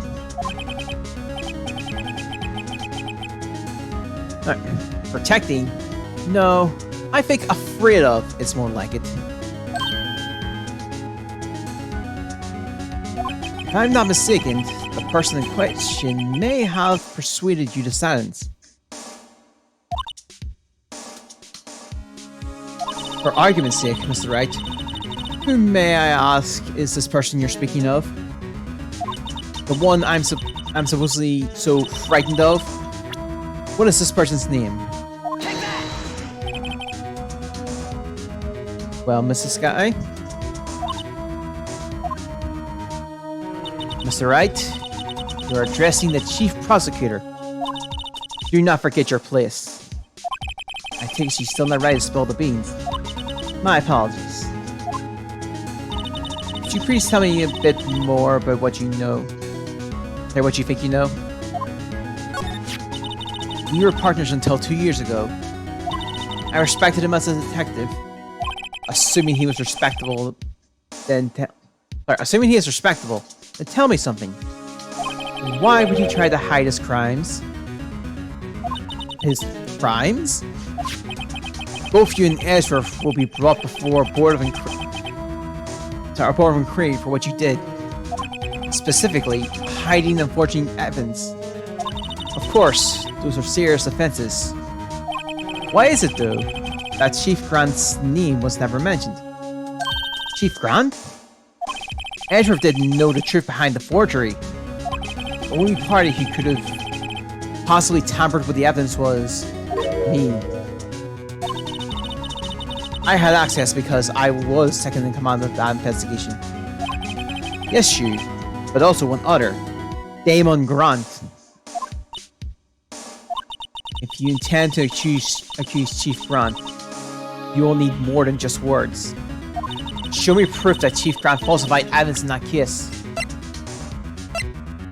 Take that! I found this in the safe in the chief's office. This sharp piece and this piece of cloth.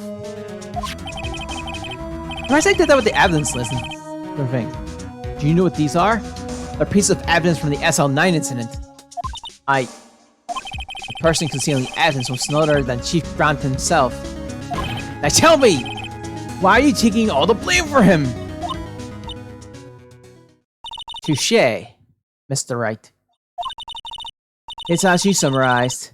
I cannot disobey the Chief's orders, even if it means being found guilty for murder. Why not? Come now, Mr. Wright.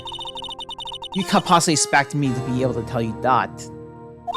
3 days ago, I had no choice but to cooperate in the murder of Detective Goodman. Or perhaps I should say, follow orders. Yes, that's more accurate than cooperate. Although I can't tell you the details, I can say that I was given an order that day. I need you to dispose of Bruce Griffin's body. You'll find it inside the trunk of Miles Edgeworth's car. Just as I suspected. Despite what everyone believes, you were not the one who murdered Detective Goodman. Correct. I was trying to take the body of Edgeworth's car. The truck block was broken, and I discovered that murder weapon while inspecting the body. The murder weapon? You mean Edgeworth's knife? No. When I found the body, this was the knife stuck in it. The knife from the SL9 incident! Serial killer Joe Drake's knife. I couldn't just leave that knife in him. So I took it out and stabbed him with another knife. That would be Edgeworth's knife. That's right. Even though he was already dead, my hands were shaking at the thought of stabbing him. That's why I ended up cutting my own hand. And that is the reason for the bandage in your right hand? Yes. It seems I got blood on the victim's shoe as well. And then she saw me just like plunge the knife in. A star, huh?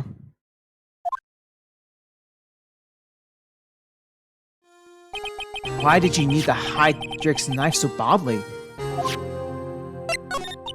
It took a lot of work to finally close the Drake case 2 years ago. It was over with. I didn't ever want it to be opened again. My intent was to prevent that by whatever means possible.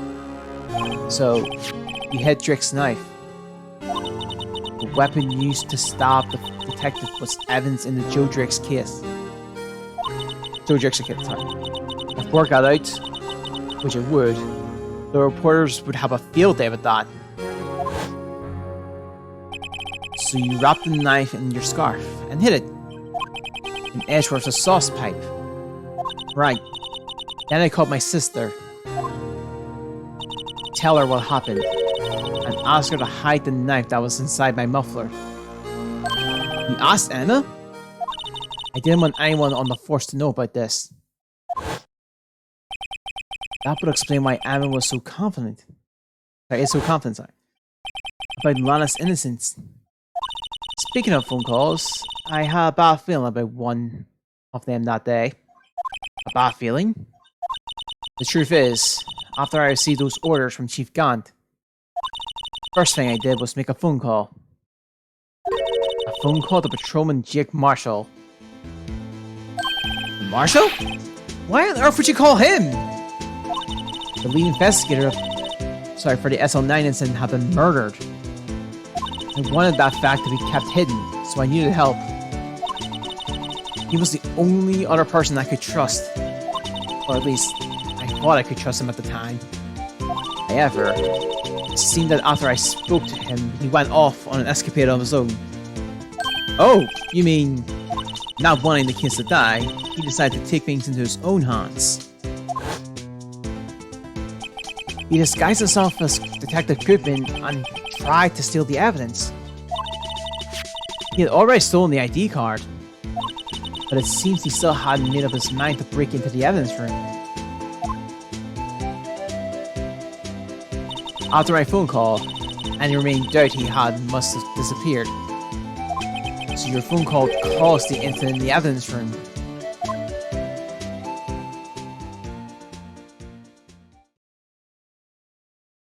I'm afraid that's all I can tell you. But Lana, you've earned my respect, Mr. Wright. Both as a defense attorney and an investigator. Now please, don't pursue this any further in court tomorrow. Tomorrow's trial. There's only one way to drive off Lana's demons. I've got to get to the bottom of everything. Detective Goodman's real murderer?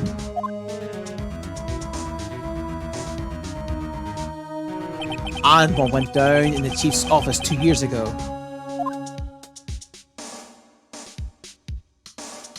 Alright. I think we have to do the last bits in the stream. And we could probably push it for a bit. Yeah, let's see if we can get the case finished today. There's 3 parts left from what I looked up, so I'll double check actually. So we'll be, if we're going to finish it, we'll be doing it's going to be a hell of a run. February 25th, 9:47 a.m. District Court Defendant Lobby number 2. This is the defendant's lobby, alright. But there's no defendant. I've been trying to leave Lana all morning. Where could she be? Where's Emma, for that matter? It almost seems as if something has been happening behind the scenes.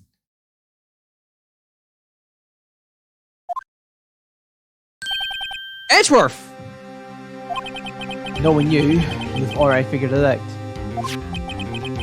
Who the owner of the 7777777 ID number is. That is. I still think I'm 17 too much!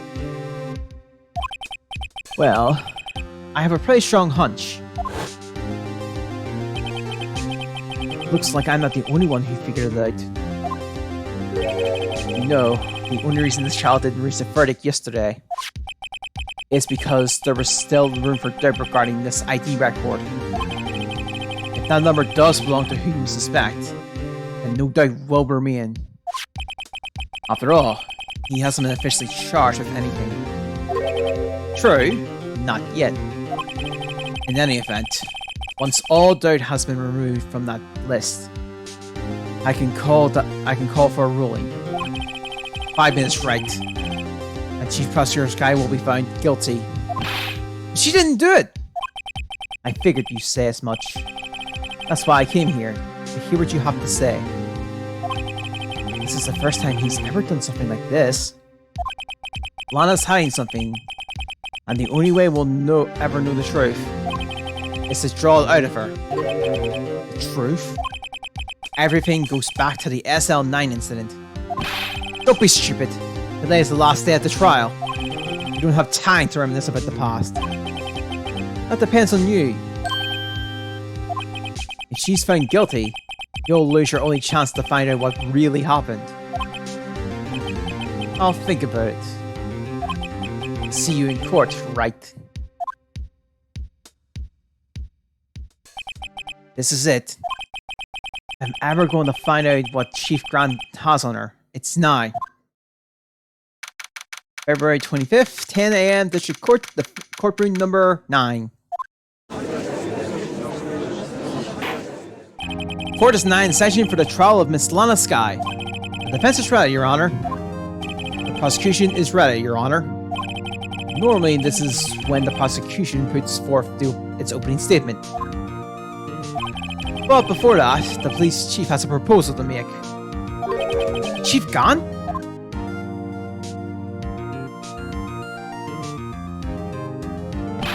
Morning, folks! How's everyone doing? ARG! Been back to the pool yet? No, I've been burning enough as it is in my work. Oh, that's a good one. Don't think I can top that. If you don't mind me asking, Chief, what exactly is this proposal of yours?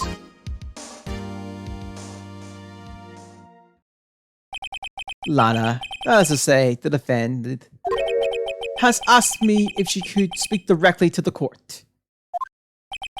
She wants to do what? Having heard what she intends to say, I feel she should be granted her request. In the end, it should save everyone a lot of time and trouble.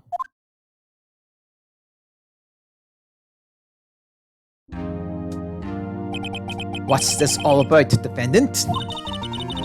I'd just like to make one simple request, and I'll be finished. Well then, what's your request? Your Honor, I'd like you to put an immediate end to this trial. Huh? I confess to all charges against me. On February 21st of this year, I murdered Detective Bruce Goodman in the underground parking lot of the prosecutor's office. No, Lana! Objection! You can't! Your Honor, the defendant's claim does not change the defense's plea. In that case, Mr. Wright, I no longer require your service. Lana! Your Honor, I hereby forfeit my rights to an attorney. The prosecution may lack direct evidence against me, but it has significantly proven its case to provide testimony and circumstantial evidence. I would like you to render your verdict now, if you please. Well, the defendant certainly has the right to self-representation. The request is legally valid, although this is an unprecedented situation. Indeed, it appears there's no further need to continue this trial, even if Mr. Wright may feel otherwise. This can't be happening! It appears the time for the verdict has arrived. The court finds the defendant... Objection! One moment, Your Honor. Mr. Edgeworth? The prosecution has not yet proved the defendant's guilty beyond reasonable doubt. And your ruling at this stage would certainly be premature. Come now, Worthy. I understand this is a difficult time for you. But why don't you just be a good little boy and keep your mouth shut?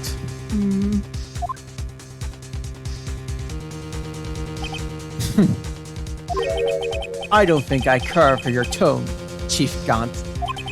What? Creating a fabrication to cover up your past mistakes?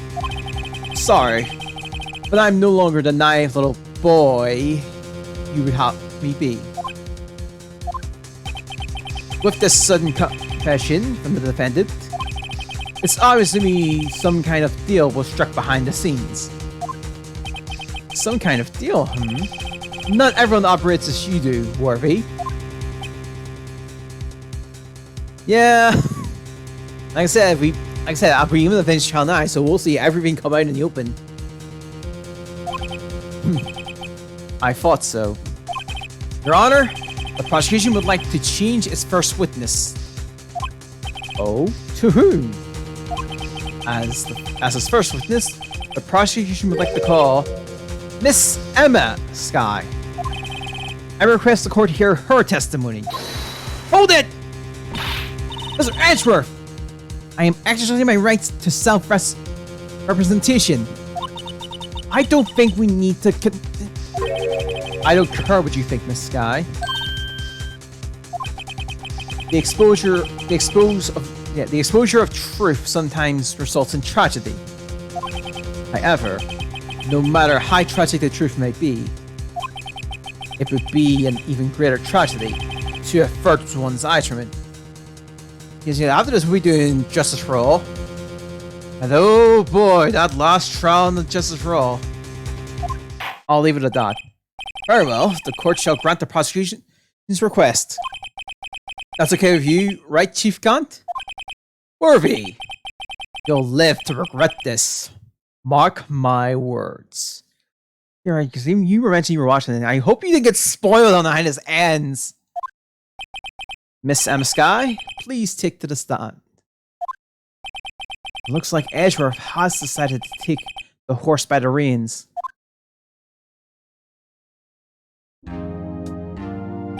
Now then, witness, please state your name and occupation. My name is Emma Sky. My occupation? I'm Lana's little sister, and I want to be a scientific investigator. 2 years ago, you encountered the serial killer Joe Drake of the Joe Drake killings. Is this correct? Yes. I'm trying my hardest to forget about that though. I'm sorry, but I'm afraid I'm going to have to ask you to recall those events one more time. Mr. Edgeworth, please remember this trial concerns the murder of Detective Goodman. Is this incident that was resolved 2 years ago really all that relevant? Yes, it most certainly is. Well, okay then. He sure gives in fast. Right, yes, I forgot it, yeah. It's, yeah. I'd like to point out in the original trilogy, This is the longest case by far, and you said it's 7 hours long. Now, please testify about what happened to you 2 years ago.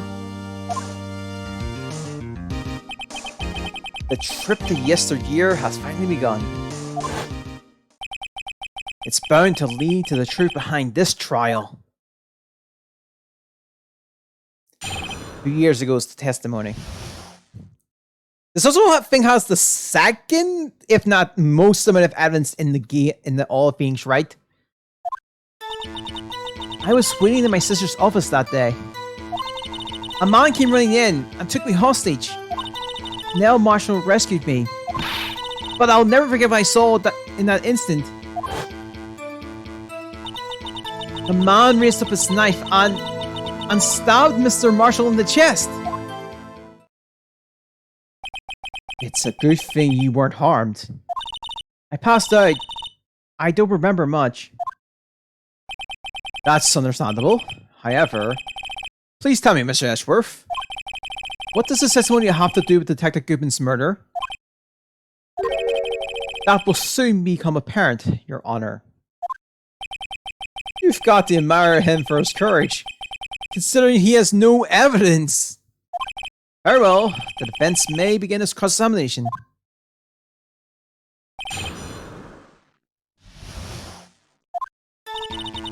Alright. John, you take... I think most of mine stuff has actually been around the 7. I think we're close to the 7 mark overall for this trial for all the streams in count. I don't know. 2 years ago, the defendant was a detective at the police department, correct? Yes, she was second in command under the deputy chief of police Gant. I don't know. My sister, she was the best detective ever. Yes, I remember. Deputy Chief Grant and Miss Sky used to be quite the pair. I believe they shared the same office. That's right. I always sit at my sister's desk. And I can double check that. And dreamed about playing that organ. And she never figured out what the C note was. She always forgot what the C note was. I wanted to play it that day too. The police department and the prosecutor's office held a ceremony that day.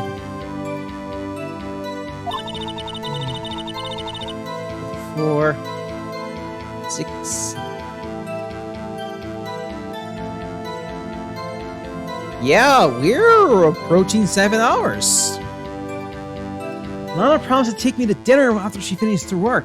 I was just looking up the time of past streams for this trial, so...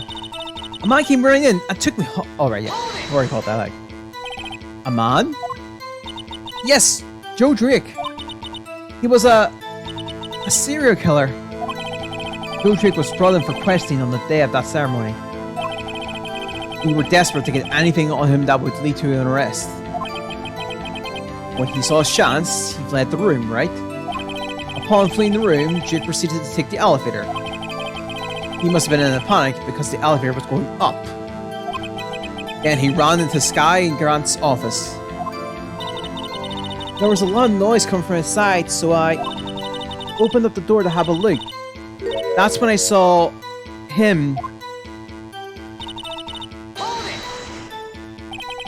What was the prosecutor doing there?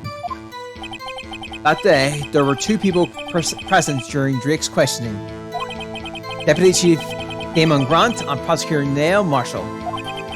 Almost forgetting about Grant. Nell Marshall had just received the King of Prosecutors Award. Young and dedicated, he went straight to the questioning room after the ceremony. I assume that would be why he was the first to run after Drake. When Drake grabbed me, I thought I was as good as dead. And that's when Prosecutor Marshall came running in. I don't clearly remember what happened then, but... Can you tell us about that? Mr. Marshall jumped on Drake's. Just then, the lights went out. The lights?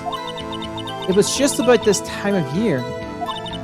There was a terrible storm going on, and lightning struck nearby. So the electric went out. Or the electricity went out, sorry. Wait a minute. If it was pitch dark in that room, you shouldn't be able to see anything, right? Right, but just then lightning flashed again outside. That sudden flash left an unforgettable image of the scene in my mind. I see. I told the detective about what I saw then. The detective? Yes, Detective Goodman. He was in charge of the case. Detective Bruce Goodman. The victim. So you spoke with Detective Goodman about this 2 years ago? Yes. That's what's so scary about this trial. And you told Detective Goodman about what you saw? Yes, but at the time, the words just wouldn't come out. That's why I drew a picture. A picture? Yes, I think you mentioned that before. Well, Miss Wright, have you heard enough? This picture the witness drew, I believe it has a very important meaning. But the list of evidence I was given 2 years ago didn't contain a picture. Witness, would you mind if you added the statement to your testimony? Yes, Your Honor. I drew a picture of that scene once, but it seems to have been lost. You drew a picture of the scene you witnessed, right? Has this been updated yet? Sure drawn on the back on the evidence in magic marker. I've got a fireball feeling about this. Oh no, we just... Okay. Yes, I wanted to do everything I could to help the investigation. I can still see it now, whenever I close my eyes. That's strange. I took over the case after Prosecutor Marshall died, yet I never received any picture. Perhaps the witness is mistaken. But I did draw it, I swear! I'm not imagining that... This picture, that amateur, never finds me. I guess I should check the evidence again. Well, anyway, let's continue. The scene that imprinted an image in your mind. Can you please describe it to us? Come on.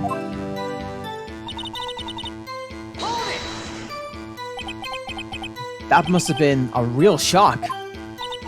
Even now, when I close my eyes, I can still see it just as clearly. Tell us, what were you doing at that moment? I believe you testified that Joe Drake was holding you hostage. When lightning struck and the lights went out, Mr. Marshall jumped on Drake and I was thrown aside and the two began wrestling each other. I'm pretty sure I was watching them.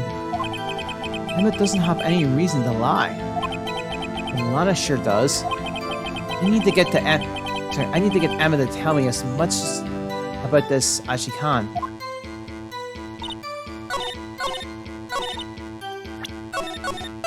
Alright.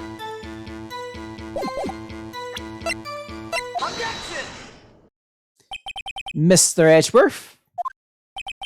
This little girl put all her heart into drawing that picture. And yet you would insist on denying his assistance? Huh? Hey, I'm not the bad guy! All I'm saying is that the prosecutor for this case, I wasn't handed such a picture. That may well be. But that doesn't mean it doesn't exist. Behold! This is the evidence list for the SL9 incident? Please turn it over, Your Honor. Turn it over? Or it... Ah! What's this? Yes! What is that? Hey! That's it! That's the picture I drew! Indeed. Two men appear to be wrestling here. What's the meaning of this? What are you doing with that list? Me? Only the prosecutor in charge should have access to that list. Huh? These lists. They're different from each other.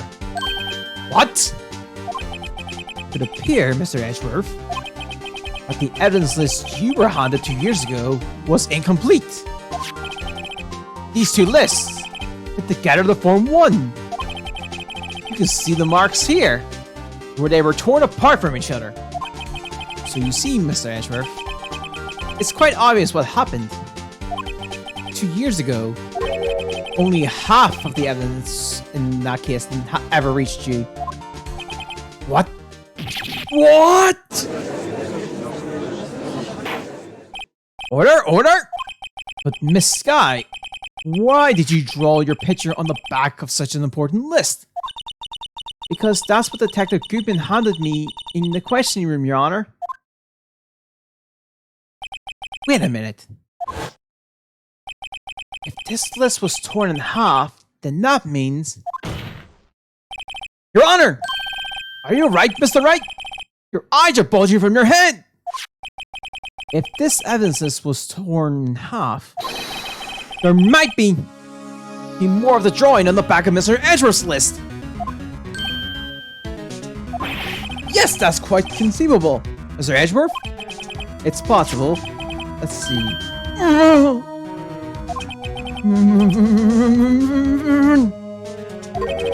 Is something wrong?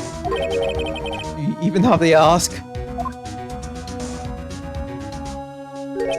Sorry, Your Honor. There is indeed something drawn on the back of my list. Is that thing?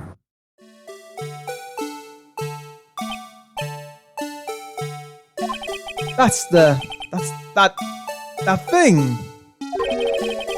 That thing that was dancing in the evidence room. Clearly, this act of vandalism is the work of a certain chief of detectives. I guess he was out of scrap paper. Evidence list. List of evidence in the SL9 incident. Half the list was found in Gansnest. Evidence, it's been restored and updated. And we even. Oh, now I should show Nonset. Okay. Very well, witness. Will you please testify about this picture you drew 2 years ago? Huh? Oh, yes, sir, Your Honor. What's wrong with Emma? She seems to be thinking about something when she was looking at that picture. Oh, the picture. Emma's picture. This is the picture I drew 2 years ago. The flash of lightning was so bright all I could see were shadows. After that, I must have fainted. The picture shows exactly what I saw in that instant. I think a flash of lightning could burn such an image in your mind. Thanks to that thought, she was able to show us exactly what she saw.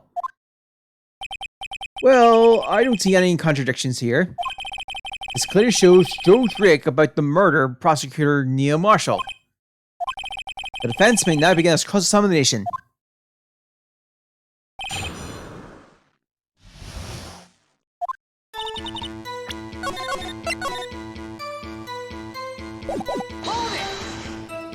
Alright, did you draw this picture right after the incident? I think I drew it 2 or 3 days later. At first I was in such a state of shock that I couldn't do anything. During that time, the investigation team was reorganized. Detective Goodwin was placed in charge, under the direction of Damon Grant and Lana Sky. 2 or 3 days later, the memory should still have been fresh in her mind. Excuse me, witness. But can you please tell us why this picture is painted in all black? So at the time you didn't even know it was Mr. Marshall who had come to your rescue? No, I couldn't see him clearly. The lightning was so bright. And I was knocked to the floor. You were knocked to the floor? Drake had a tight grip on me, but when Mr. Marshall jumped on him, I was knocked away. I turned around, And that's when the lightning flashed. Poor Emma. I'm just glad she wasn't hurt. What happened after the lightning flashed? You mean you didn't see the actual murder take place? No, I'm sorry.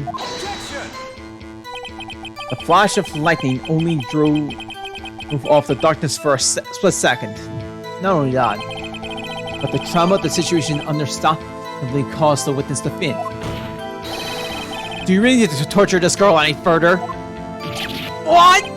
Hey, I'm not the bad guy here. Anyway, this picture.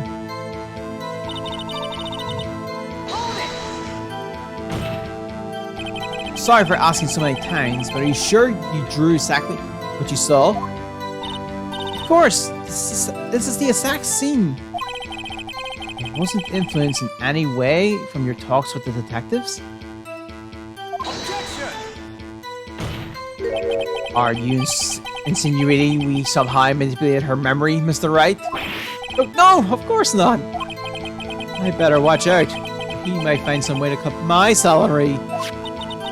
I drew this picture before I heard anything from the detectives, so I don't think anyone's story would have influenced me. Is that right? Is there something that's bothering you about this picture? Huh? Oh, well... That's strange. She claims this is exactly the scene that was imprinted in her mind. And yet, there's clearly a contradiction here.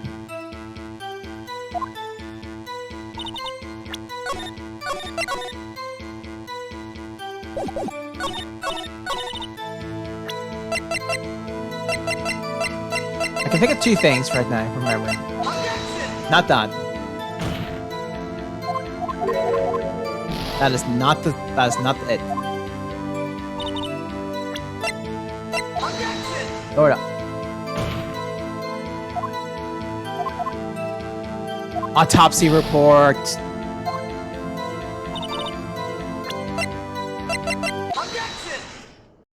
It was the autopsy report. We're bringing this stuff back.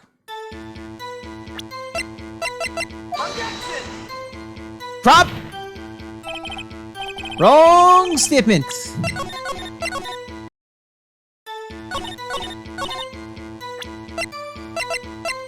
It was the wrong freaking statement that time.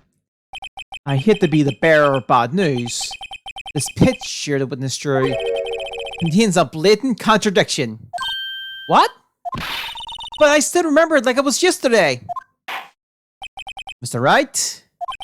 Perhaps it would be faster if you simply pointed out this contradiction for us. What part of this picture contradicts the autopsy report? Take that! The contradiction, of course, lies here.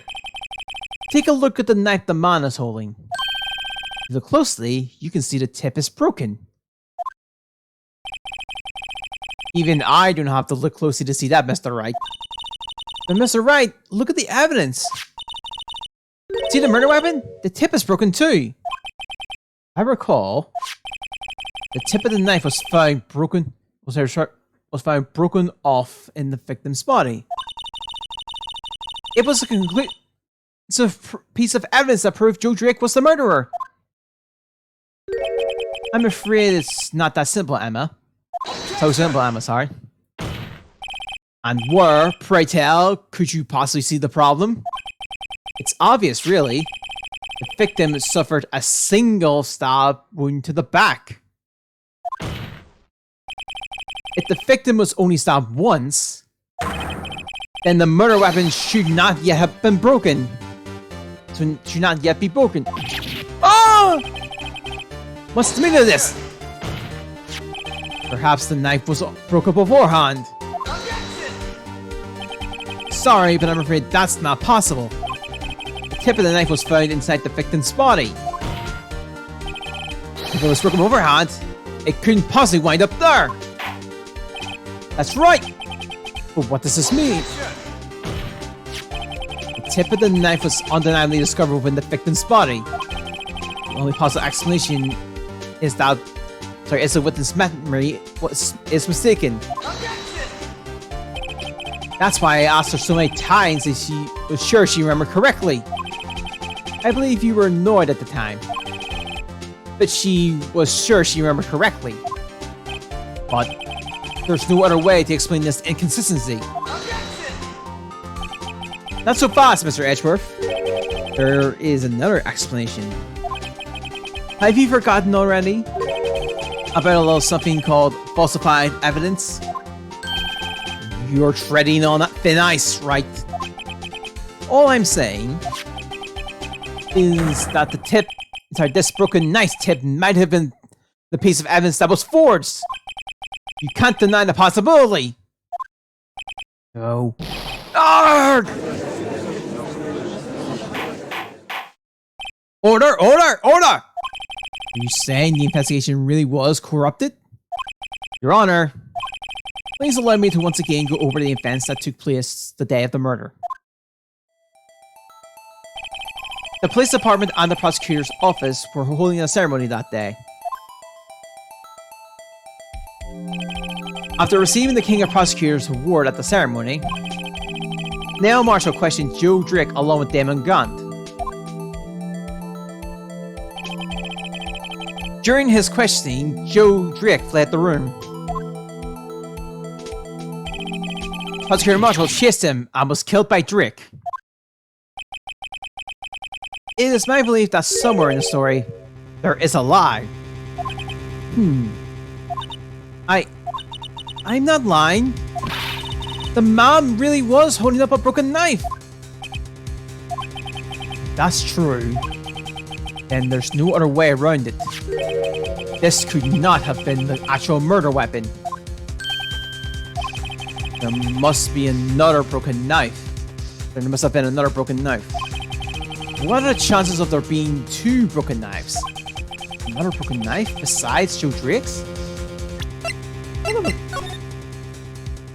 Oh. Could there have been one?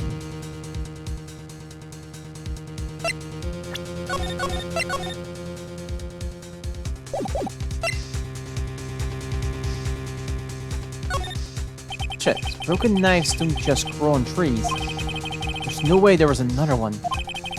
Well, Mr. Wright? Your Honor, I believe the witness must be mistaken. I knew it. You really don't believe me. That flash of lightning burned an unforgettable image in her mind. One that's been tormenting her ever since. There's no way Emma could be mistaken. But if the witness is adamant about the accuracy of what she saw, it can't just be explained away by a simple observation error. Is that right? In that instance, Emma really did see a broken knife. Broken knife. I assume then, do you have some information about this other broken knife? So please feel free to enlighten us. The murder weapon was already broken prior to the murder. There's only one way. Take a look at this. Here's the real murder weapon.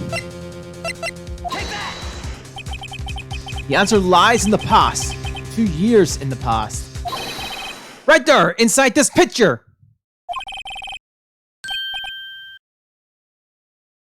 This is the picture of the war summary. Ah!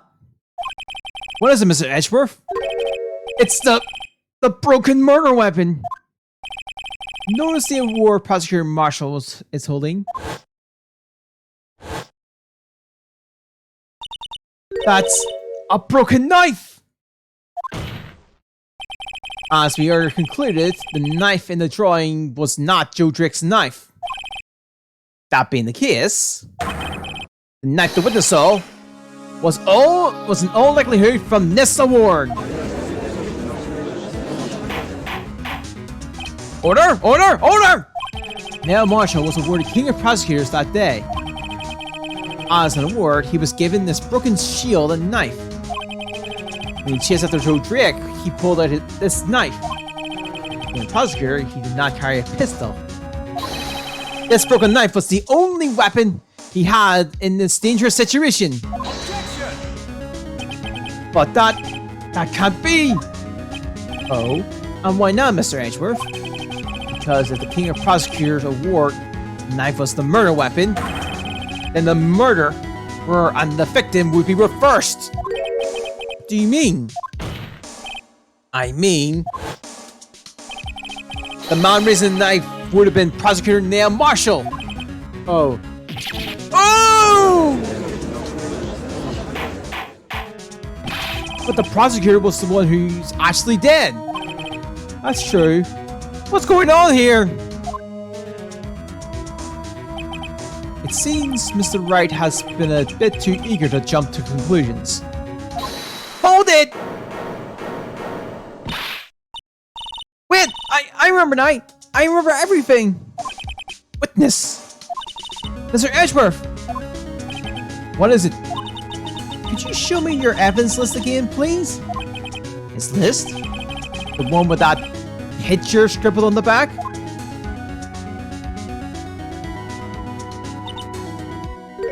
I knew it! This picture. I'm the one who drew it! What? You drew that? That's right.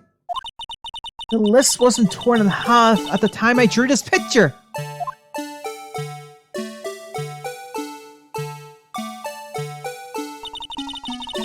All this time I've been trying so hard to forget. I must have locked this part away deep inside me. Perhaps it would be best if we add this to the witness testimony. Would you please tell us what you recalled, Mrs. Skye? Yes, Your Honor. First the knife mix-up, and now Blue Badger? This should be interesting. Emma's recollection. When I saw that man raise his knife, I panicked and rushed towards both of them. I think I knocked away the man with the knife. Just then there was another flash of lightning, and that's when I saw the Blue Badger. He wasn't in the room, but I'm sure I saw a shadow. I saw a twitch in Emma's eye there. This is certainly most unusual. Objection! Try impossible! The chief of detectives hadn't even assigned him until this year. That would mean he didn't even exist 2 years ago. Yes, well, the defense may now begin its cross-examination. Hold it! Stop, please! Don't pursue this any further! Lana, what is the meaning of this? Please remain seated in the defendant's chair. You can't do this! I've already confessed it to the crime. Why can't you just leave it at that? Chief Prosecutor Skye, we've already come this far. It's too late to turn back. Silence! The defense may now begin its cross-examination. Bailiff! Please detain the defendant. It seems we're finally getting to the core of the matter.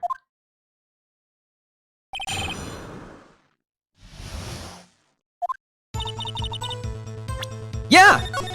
I noticed it there.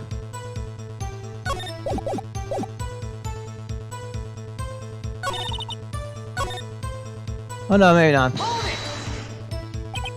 When you say that man, I assume you're referring to Joe Drake? Yes, at least I think it was him. You think? All I could really see were shadows. The power outage that immediately preceded the incident.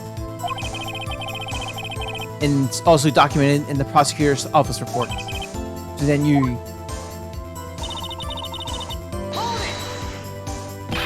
Why would you do something so dangerous? I should probably point out, actually, when I was younger and I did this the first time around, when I heard this music, I was like, oh yeah, shit's going down. This is where it gets interesting. What else could I have done? He was about to stab Mr. Marshall. He seems convinced that Drake was the one holding the knife. But as we just theorized, Mr. Marshall was the one holding the knife. Well, I didn't know that at the time. When that jerk guy knocked me down, all I could think was, I gotta help that other person.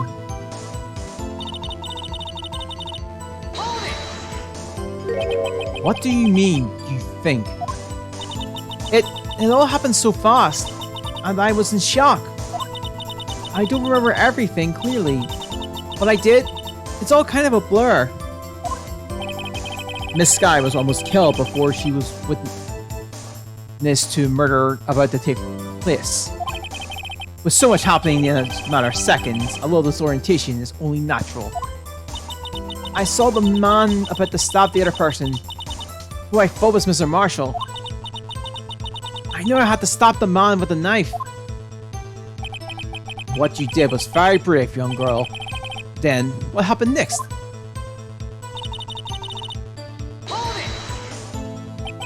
Are you sure about this? Of course, see? I even drew a picture of him there. Here. But it was the chief of detectives who fought this hideous beast. And that was just this year. The Blue Badger didn't exist 2 years ago. This is all quite verifiable. I know it sounds strange. I was surprised too when I saw him at the police department. I had this nagging feeling that I've seen him before somewhere. Knife, I remember. Oh, brother. Just when you thought that thing had caused enough commotion. Tell us, where in the room did you see him dancing?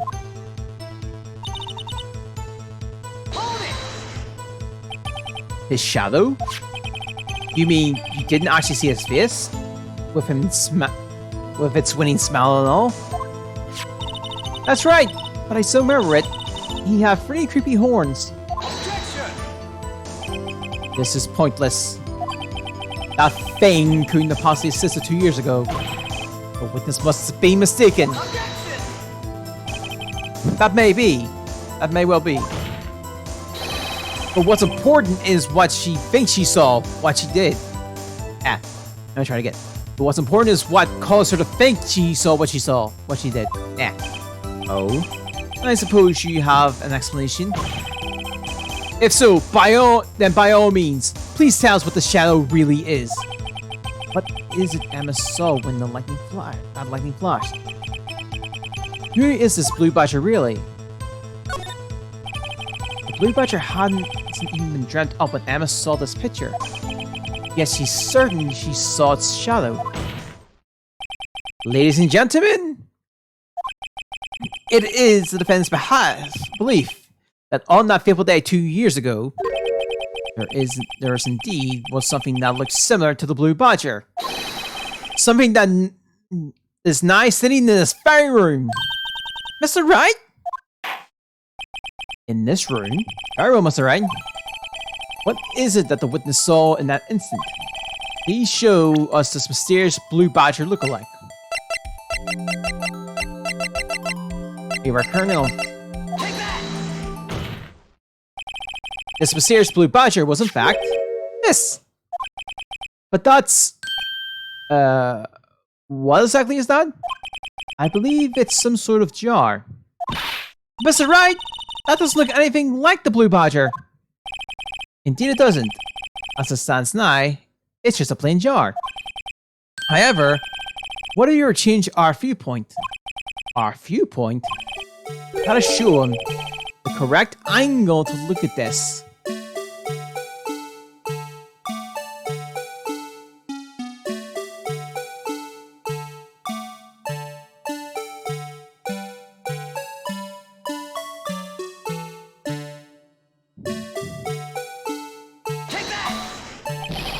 This isn't right. I gotta make it look more like the Badger. Allow me to remind the defense the case hinges on the witness's drawing.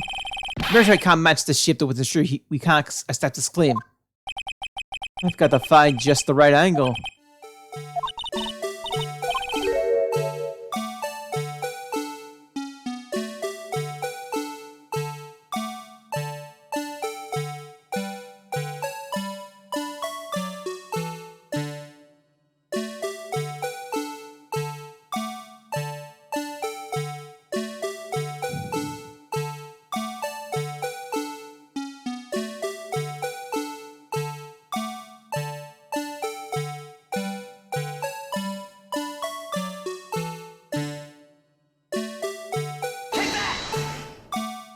Oh God. He's like, well, is this a miracle or what? No one can possibly deny this jar's resemblance to the Blue Badger. No. This can't be! It can't be! Order! Order! The defense has proven its claim. The mysterious Blue Badger witnessed on the day of the crime was actually this. Objection! Although we all enjoyed Mr. Wright's dramatic performance, one question remains. What's your point? What do you mean? So that Badger thing was actually just a jar. That doesn't change anything. I'm afraid that's where you're wrong, Mr. Edgeworth. You see, this changes everything! Indeed. Very well then. Please tell us, what difference now that we know the witness saw this jar? Allow me to take these in turn. At the moment of the murder, the witness saw this jar. At a very specific angle, might I add, Mr. Wright? Yes, well, knowing this. Where could she have seen this jar? Or the location of this jar is shown in the picture here on the day of the crime. It's on the shelf in the office of Damon Grant. But the body was found lying in Lana Sky's desk. The witness testified so herself. Okay, no, we'll have to do this one more stream. Yes, and it is these two facts that reveal what actually transpired. You see, the struggle between Drake and Marshall did not take place in Lana Sky's office. It happened on the other side of the room, in Chief Gant's office. Are you implying the murderer moved the victim's body from Damon Gant's office to Lana Sky's office? Yes. Why would he do that? There's no reason. Exactly. If there wasn't a reason, he wouldn't have gone through the trouble. The only logical conclusion is that there was a reason. You know what that reason was, Mr. Wright? I finally figured it out. So this is why Lana tried to stop the trial.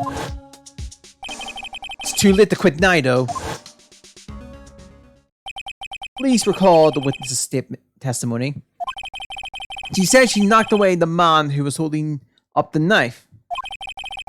In the next instant, the jar was hit and flew through the air. Now tell me, what could have sent the jar flying? It would have to have been the impact the man made when he was knocked into the wall. Ladies and gentlemen, if I may draw your attention to this picture once more.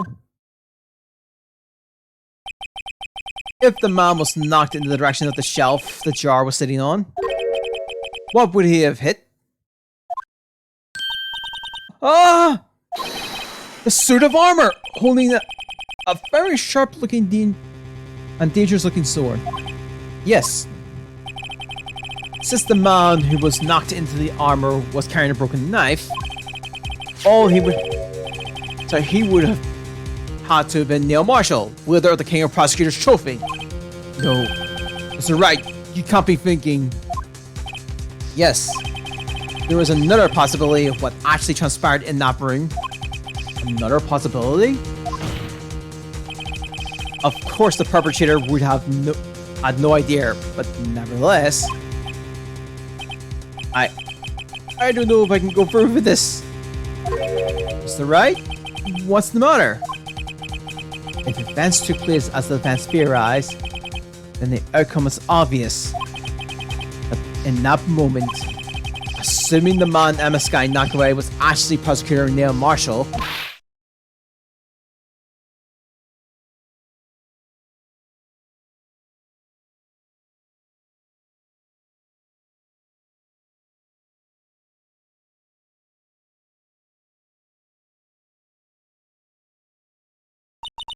You mean Mr. Marshall died because of me? No!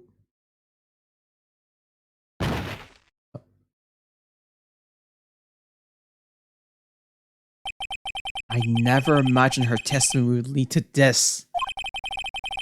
So it was the witness who took the victim's life.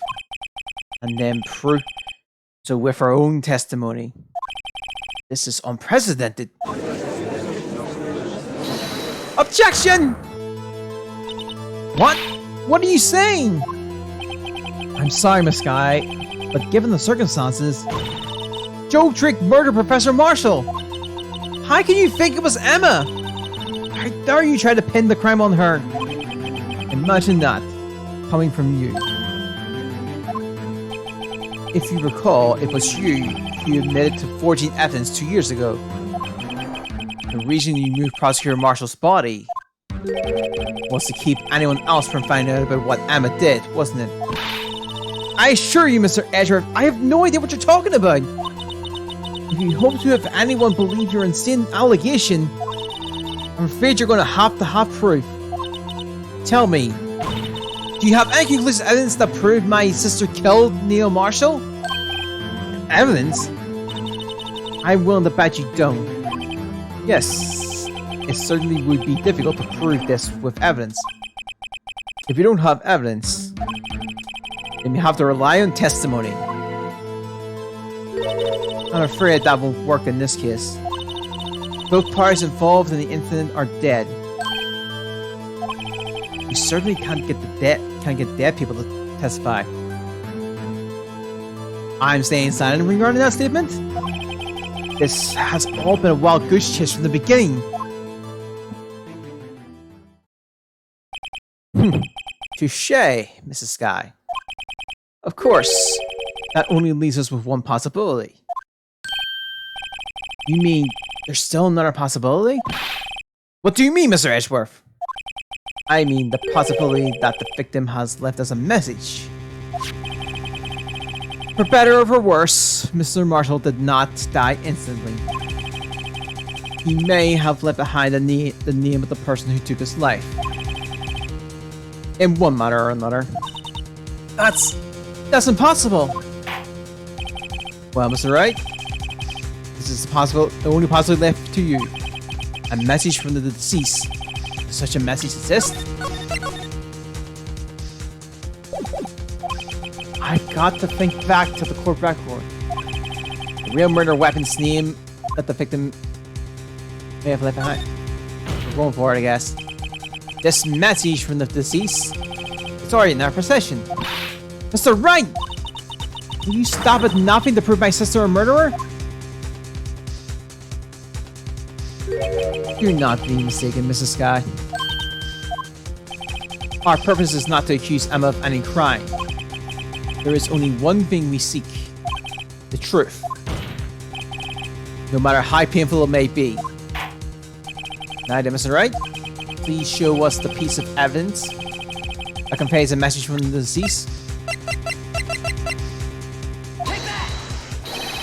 This is the message left by the deceased. This is that blue badger thing before, right? Oh, is he going to speak the is he going to just speak the killer's name? If the thing could, I'm sure it would. Looks like I've forgotten this is just a jar. The message left here, on the surface of this jar. What do you mean? If you look closely, you see faint trails of blood in this jar. It looks like someone wiped the blood away. Yes, but notice, for some reason, the blood on some of the fragments was not wiped away. Yes, and there's a line here, drawn in blood. So what you're saying is these dots were once lines. Prosecutor Marshall did not die instantly. He used the few precious moments he had left to leave behind a message. One that someone apparently wiped away. But blood must have seeped into the jar where the lines changed direction. Precisely so. All we need to do is connect these points. And then the victim's message will become apparent. No. That's alright. What kind of message did the victim leave for us? Your Honor, I believe these bloodstains will reveal to us the answer. We gotta connect the dots to make letters. There's only one thing the victim would write given the circumstances. First name.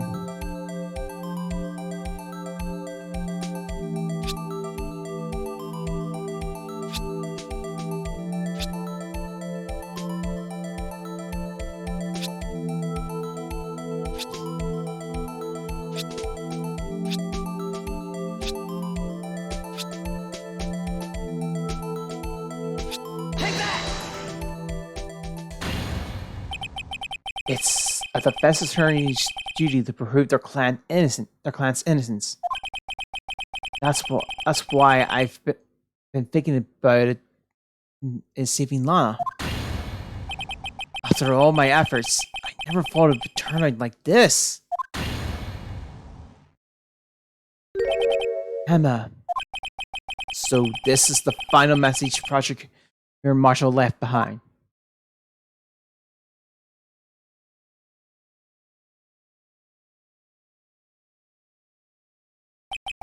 Of all people, she may not have meant it. In the end, the one who took the victim's life was Emma Skye.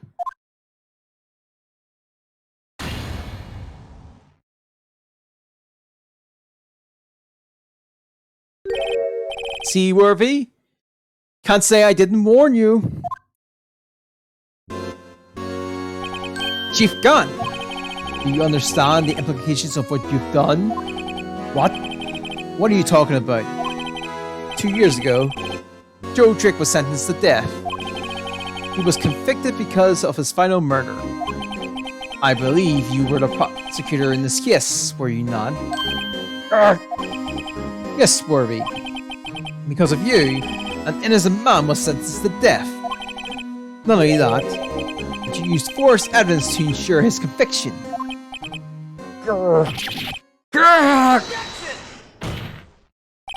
But Joe Trick really was a serial murderer. That's undeniable. I'm afraid that's not important. Did you know? We aren't defenders of justice. What? We are merely keepers of the law. Sentencing a man to death is no light matter. Even if there wasn't any cover-up or evidence forgery. Ultimately, the responsibility falls on the prosecutor in charge. Despite what anyone may say, this fact cannot be denied. What's going on at the prosecutor's office? They might have sent an innocent man to his death. How can he just stand there like it wasn't his fault? Order! Order! Order! Order! The gravel pounded fell on deaf ears. Unable to sell the crowd, the judge declared a recess. Where this trial's heading is headed, no one knows. I thought about it, but no, looking at the time, no, we will not be able to finish the case tonight. Instead, we'll finish it Wednesday. There are 2 parts left to this trial, if I remember. But we'll see. So, we will... yeah, we'll probably wrap this up next time. I'm looking at the time here myself, so it's later where I am. So I'm going to wrap things up now. Let me just double check.